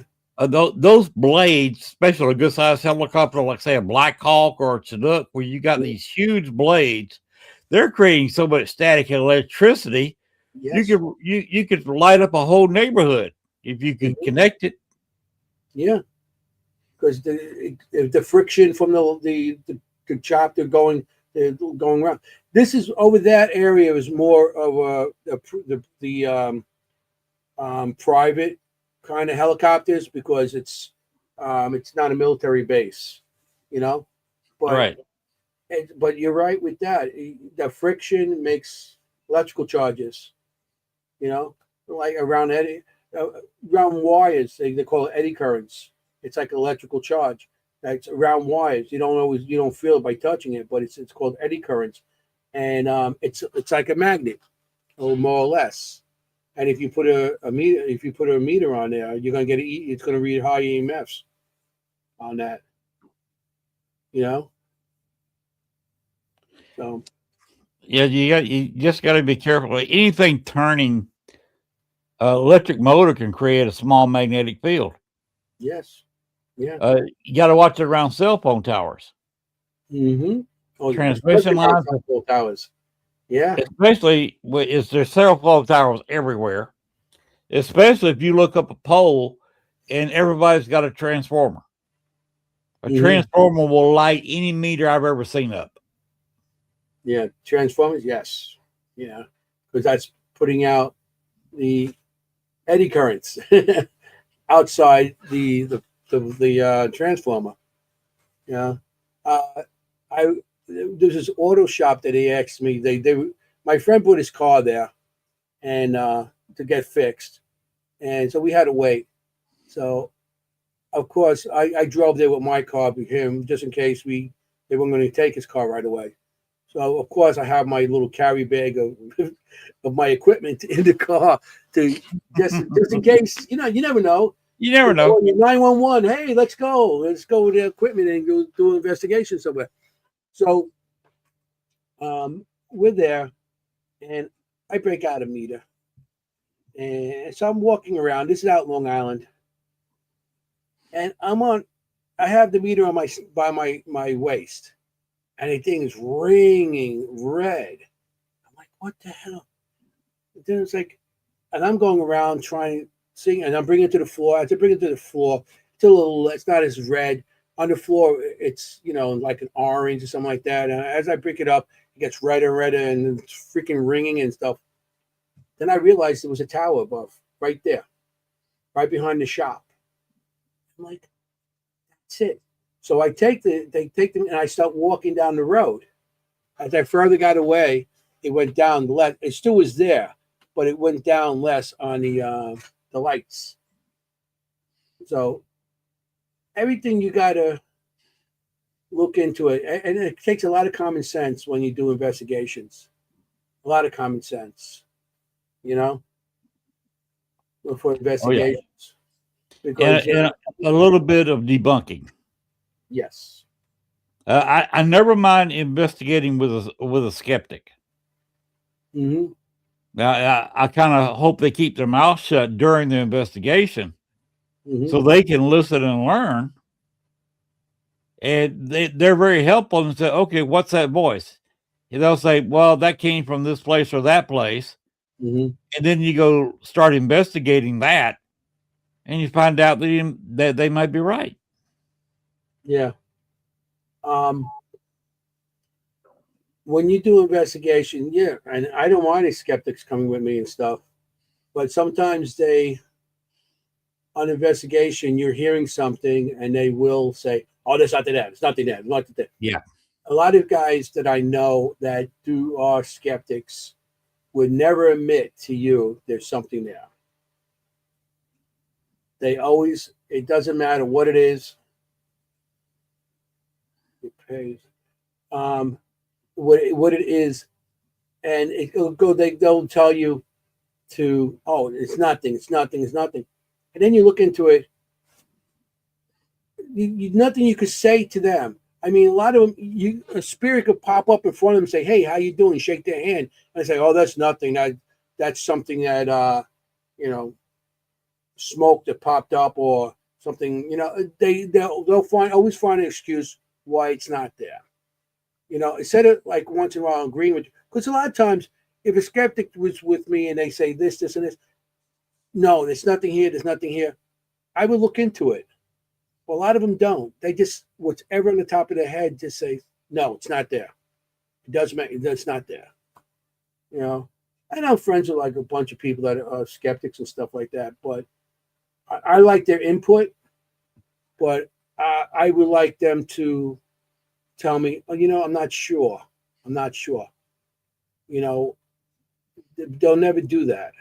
A lot of them, will never do it. But then again, a skeptic that actually sees something and becomes like, now they're a believer, and it's like, yes, now I believe because I just got. If you're a skeptic, you're a believer.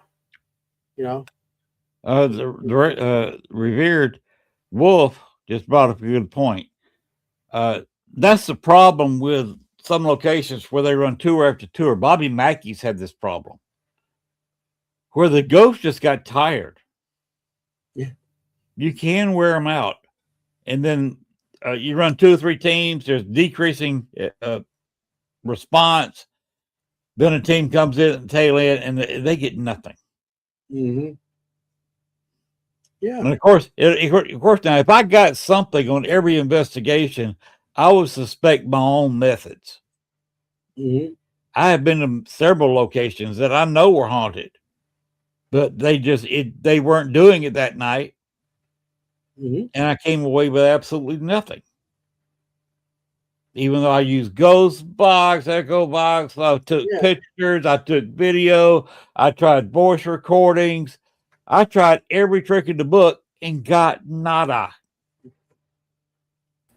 Yeah. Hey, you gotta have some null readings, or your data's probably suspect. Mm-hmm. True. Yeah. So, boys, it's been over 2 hours. Is it? Yes. Time flies. I got 207 on my meter. Yeah. Oh, yeah. I see that. So, I was told, Anthony. Minutes, please. Anthony, they told me you were going to be a good time, and you did not disappoint. Thank you, sir. It's flown by, but I'm just like, it's been 2 hours, so and at least in the next 10 minutes, can we? Yeah, we can do that. Thank you. I don't know how good I'm good for tonight. I probably won't hang around for conversation after the show because I'm fading. To be honest, I am starting to fade. I've had a very long day. I only slept about 3 hours last night. So, Anthony, tell people toward this end of the show where they can find you, contact you, talk with you, see some more of your drawings. Where do you keep all that? They can look on my my YouTube page, Seekers Chronicles Paranormal Historians. It's my YouTube page, that, and then also Anthony Simonelli YouTube page. They could find me on Facebook as Anthony Simonelli or Seekers Chronicles. Also, the supernatural sketch artist. They can find me on that also on Facebook. I'm going to be doing a lot of Paracons. I'm going to be speaking at some stuff. On Monday, I'm going to be speaking at the Shanley Hotel with a meetup group. So if they want to find me, Facebook or YouTube, they can find me on either one. That's pretty much my best platforms. I've been posting stuff on Instagram also. So I'm not, but I on Instagram, I'm a supernatural spectator.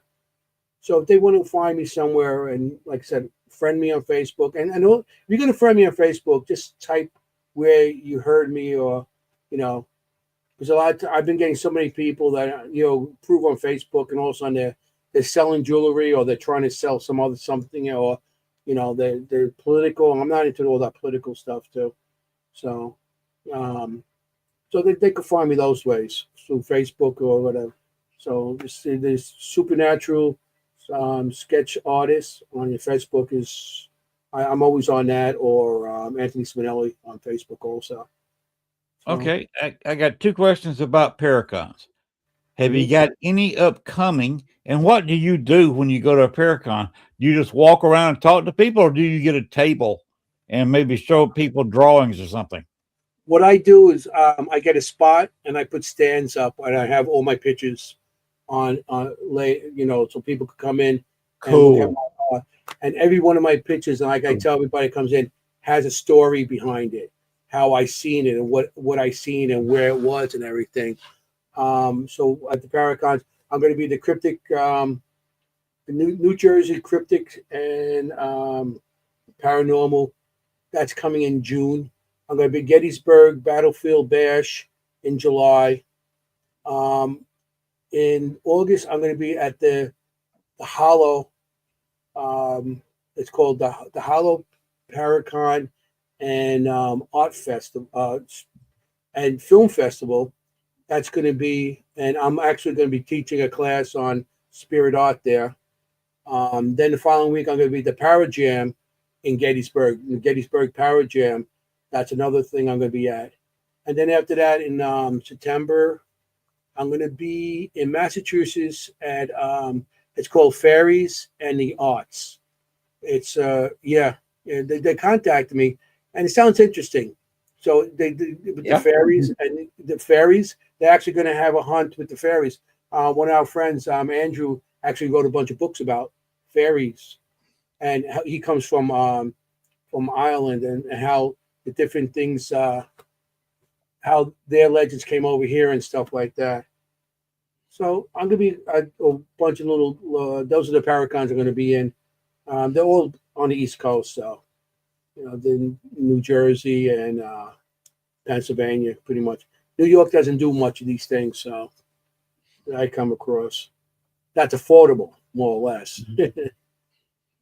Well, you heard it, folks. If you want to go to these Paracons, he was mentioning it.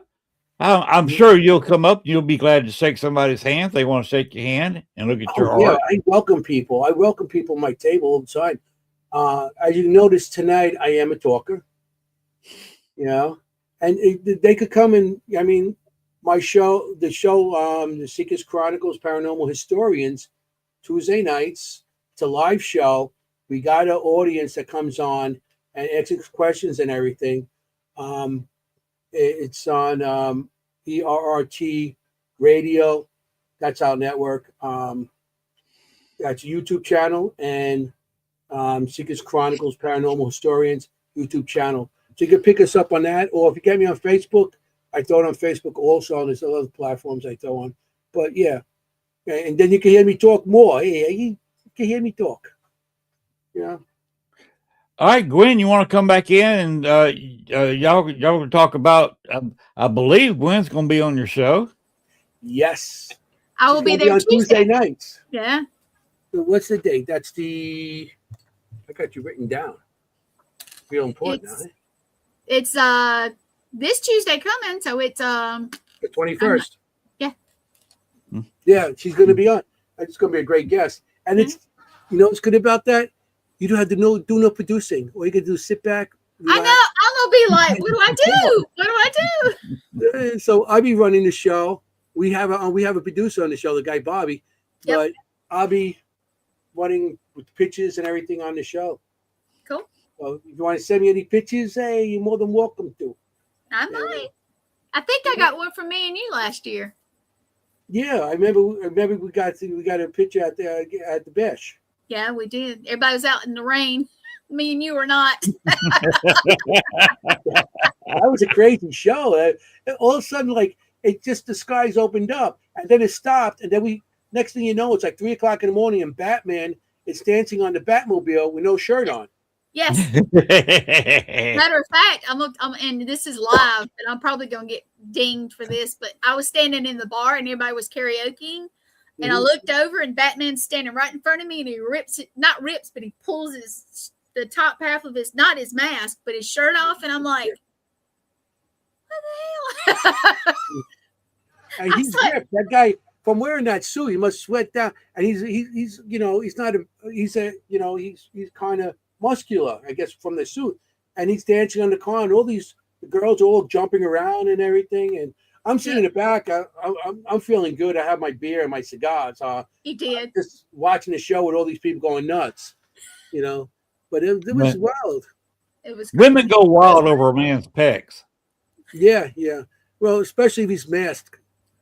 Mm-hmm. He left his mask on. He's dancing and stuff, and the women don't want to see the face. They just want to see the cuts on the old belly. I don't think he's going to be there this year. A six-pack and dancing pecs. Yeah, that's what I want to see. He's not going to be there this year? I don't think so. We had Pam and Stephen on Monday, and I think now I may be wrong. He may be there, but they were saying talking about who was going to be there. And that Hey. Yeah, his wife was like, get off this thing. I'm being assaulted by my wife here. He's like, enough. Well, she likes your pecs. See that? Yeah, there you go. He's got that long hair. Yeah, the hair down, everything. Like my hair's still up. Yeah. My hair's down, like always, but yeah. Bald on the top, but hair in the back. That's how I keep it. But yeah, this year should be fun. It was always fun there. Like I said, this year I'm going to be in town. So one thing I didn't ask you, Anthony, have you had a cryptid or a UFO experience? Well, I told you about at the I had one, the cryptic at the it was Oyster Bay. It was like a little. Can I show you this one? It's a little creature. I don't think you showed me that one. Okay, it was in Oyster Bay, and it was behind an old factory, and it's a cemetery back there that house the African Americans from the Civil War, and they there's a bunch of them that's buried there. Well, I was up on the hill there, and little pebbles, like the other thing, was being tossed at me. So I guess something doesn't want me up here. So I start walking down the hill. I start walking down on the main road, and I got my night vision camera with the light on it. And ends up that my camera dies and my light dies at the same time. Oh, that's weird. And I'm looking, I'm like, and I bring my camera down, and I would look up, and I see this creature get up from behind this stone and run into the woods. He was like the size of maybe a 5-year-old, but it was gray, all hair, all gray. what is the name of those? Puckroids, Oh my something goodness. like that. Yes, it's something like that. Did you see? Yeah. You didn't see. I guess you didn't see teeth or anything because they're supposed to have those little sharp teeth. Yeah, no, this thing stood up and ran into the woods, but it ran like this into the woods, like it was running into the woods, and it disappeared. And I'm like, everybody, pitches, and every time somebody nobody's seen it, and they nobody else got seen it. So I drew the picture of it, and that was, I seen black-eyed children there and everything in that location. So that was an interesting location. This was like 4:00 in the morning, and it's like, whoa, check that was crazy. The UFO experience, I experienced it back in, I think it was 1978. New York had a blackout that same night. I was coming out where I was in, it was my old block, 66th Street, and the block goes up, and there's an avenue going this way. The block goes up this way. This is Myrtle Avenue, and there's stores on Myrtle Avenue, and there's stores on my corner, and so you're coming up the block this way. All right. So I was in a pizza place that was on Myrtle Avenue. I come out of the pizza place, and I see a light going down my block. It looked like one of those helicopter lights, a light going up the block. Yeah. No helicopter. I didn't see a helicopter. I seen like a little thing. I don't know how they even described it. It wasn't like even a disc. It was like a line, and it was going up my block. So I'm like, what the? So I go running up the block, and all my friends, I went to my friends, and back in the 70s, nobody had air conditioning. Nobody had anything. So everybody used to sit on their stoop. You know what a stoop is? Small porch. I do. Mm-hmm. It's a stairs in front of your house. This is what we call stoop. Yeah. Everybody's like, I told people this story, and they're like, what's a stoop? So it's a stairs in front of your house. So it's, people, that's where everybody sit, or they used to bring out beach chairs and they sit outside. And the whole block is out now. So this thing goes down a block, and everybody's like, what was that? And I'm going, did you see that? And everybody's like, see. I went up to my parents, my grandparents on the other side, and my mother and stuff. I asked them the same thing. Did you see that? Did you see that? And they're like, we don't know what that was. And I was like, wow, that was crazy. All of a sudden, I said, Mom, you seen that? And she goes, seen what? Everybody forgot what they just seen. Wow. Okay. I went back to my friends and said, you guys seen what? The light going down the block. You guys I just went to you and you said you didn't know what it was. What are you talking about? Everybody that got hit with this light, first they were confused, and then they didn't see nothing. Oh, wow. Kind of like a Men in Black thing. That's what I was thinking, Len. Yeah. Yeah. And it's weird because I told you, cemeteries on the corner of my of that block, there's a cemetery, and that light went into the cemetery and disappeared. Just, oh, wow. Gone. So that would happen. And then a couple hours later, New York had a blackout. One of the power stations had a lightning hit it. Oh. And there was no lightning that night. There was no rain and nothing. Lightning hit it. That's what I was about to ask. Yeah. I don't know if it had something to do with the UFO, the sighting I seen, or maybe it's a coincidence, but it was crazy. Nobody remembered that. And it ended up having a blackout. We had a blackout for like a couple of days. I mean, down parts of Brooklyn, they were rioting. They were looting the building. They were looting and everything. Oh, wow. That was a crazy time. But yeah, it was something that was like. So that was my pretty much my UFO, and then lost time. I was coming back from investigation, and I just lost time from like exit 63 to 48 after I seen a lightning strike across the sky. I have no idea how I got there, and it was pouring rain. Anthony, have you seen my episode on Monster Quest? No, I didn't see. I when I read your thing, I said, "Oh, she's on Monster Quest," and I didn't see it, but I will. It's about I'll just say it's about a time slip, or actually it's a little different. And it's not the whole story. My whole stories, they just, they give you little pieces of time and they reenact it. And the reenact was really good, but you need to watch that. If you've had that happen to you, you need to watch it. You really do. Okay. Yeah, that was crazy. Mhm. I'm in this such a long time, and I investigate everywhere. And when you get yourself outside, you're going to see other stuff besides spirits, and Yep. you're opening yourself up to other things. Yes. Right. So it doesn't matter what you're going to be doing. And it's like I'm going there for ghosts, and I'm seeing this little thing running out of the woods. This little gray, hairy thing running up. Or when I was a kid, I just coming out of a pizza place, and I see this thing going down the block. And then people they're all confused. And all of a sudden, then after that, they're like,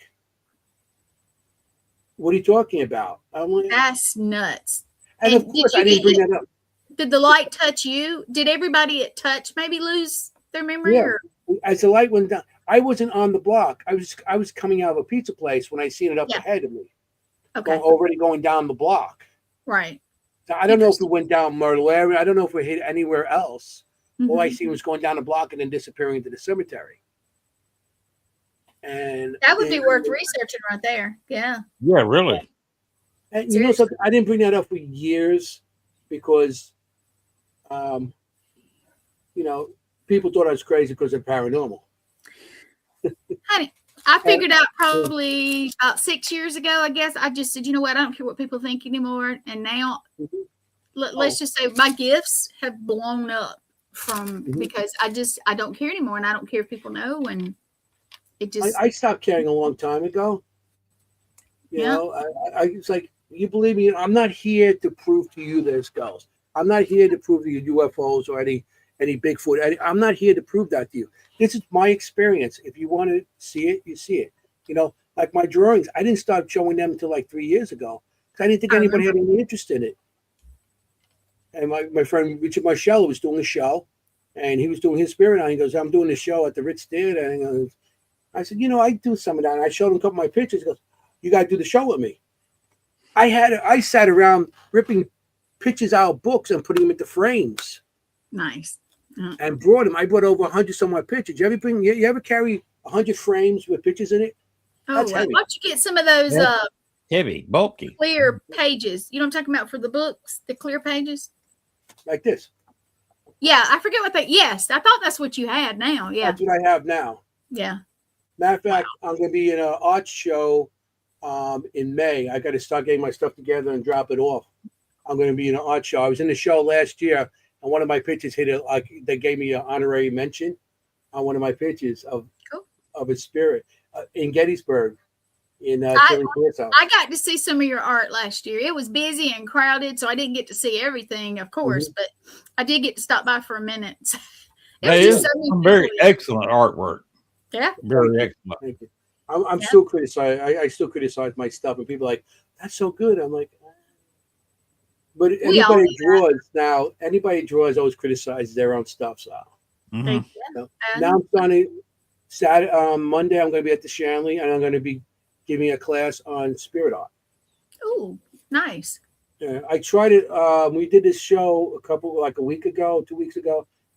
We did in Morristown. We do this Morristown. It's a historic society, and we do their buildings to collect money for them. It's like a fundraiser stuff. And I actually gave 3 classes. They had like 3 groups come in, and I gave out clipboards with pencils and have them draw. And I gave them little tips how to draw and how to come and go spirit, have them close their eyes and stuff like that. So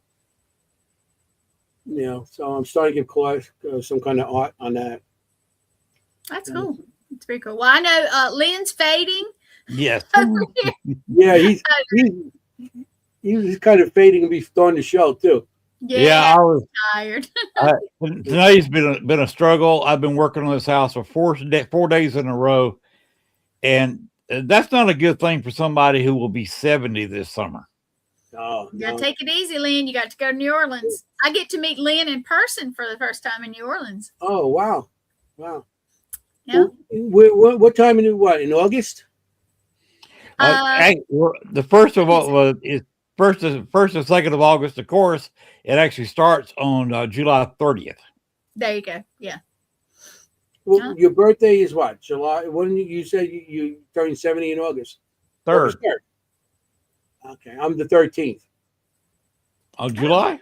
Whoa. August 13th. August the 13th. Okay. August 13th. Okay. That's cool. Yeah. I'm not a July person. I'm an August person. I'm a I'm Leo. a December baby. So A December, like my wife's, December 2nd. mine's 16th. So yeah. Yeah, you get 2 gifts. Okay. You get 2 gifts, one for Christmas and one for your birthday. I hated it being that way though, but we can talk about that Tuesday. Lynn's got to get off before we call him. He's going to fall over. Yeah, we gone 2.5 hours and about 40 seconds now. All right. Well, 45 let's. Why don't I pop you in the back, Anthony, and I will too, and then Lynn can and we'll be done. How about that? Okay, so you pop me in the back, and we're gonna leave. Yeah, we're gonna go. Tell everybody good night. I'm gonna pop myself back. Y'all can have a post show without me. Yeah, I got to get off too, so I know how that is. Okay. Yeah. That's all right. My mom's actually messaging me for some reason, so. I got to get up early anyway to get my grandson at 5 o'clock in the morning. So. Ooh, okay. All right. Well, we'll pop in the back. Anthony, it's been a pleasure. Thank you for being on the show. You lived up to expectations. You are a fantastic guest. Thank you for being so. Thank you for being here. I enjoyed it. We'll meet one day. Yeah, we'll meet one day. Mm-hmm. And you'll have to be on the show some other time when I'm a little bit more mean. There you go. Okay. Yeah, we all have those nights. I'm telling you. I do a show every week live, and I'm glad I got 2 other hosts on the show with me, because sometimes I'm like, let them talk, Mm-hmm. I always get a woman host because they can talk more than you. So. Yeah, women talk your head off. Lynn, you can talk too. Don't. I know I could do some damage myself. All right, guys. Let's tell everybody good night. Lynn, you got your thing up. Good night, everybody. Good night, Anthony. Thank you, everybody, for showing. Thank you for having me on the show. Thank you, everybody, for watching. All right. Thank you for watching. Great questions. Great questions. All right, here we go. Let's go to the purple. There we go. The purple. To the purple.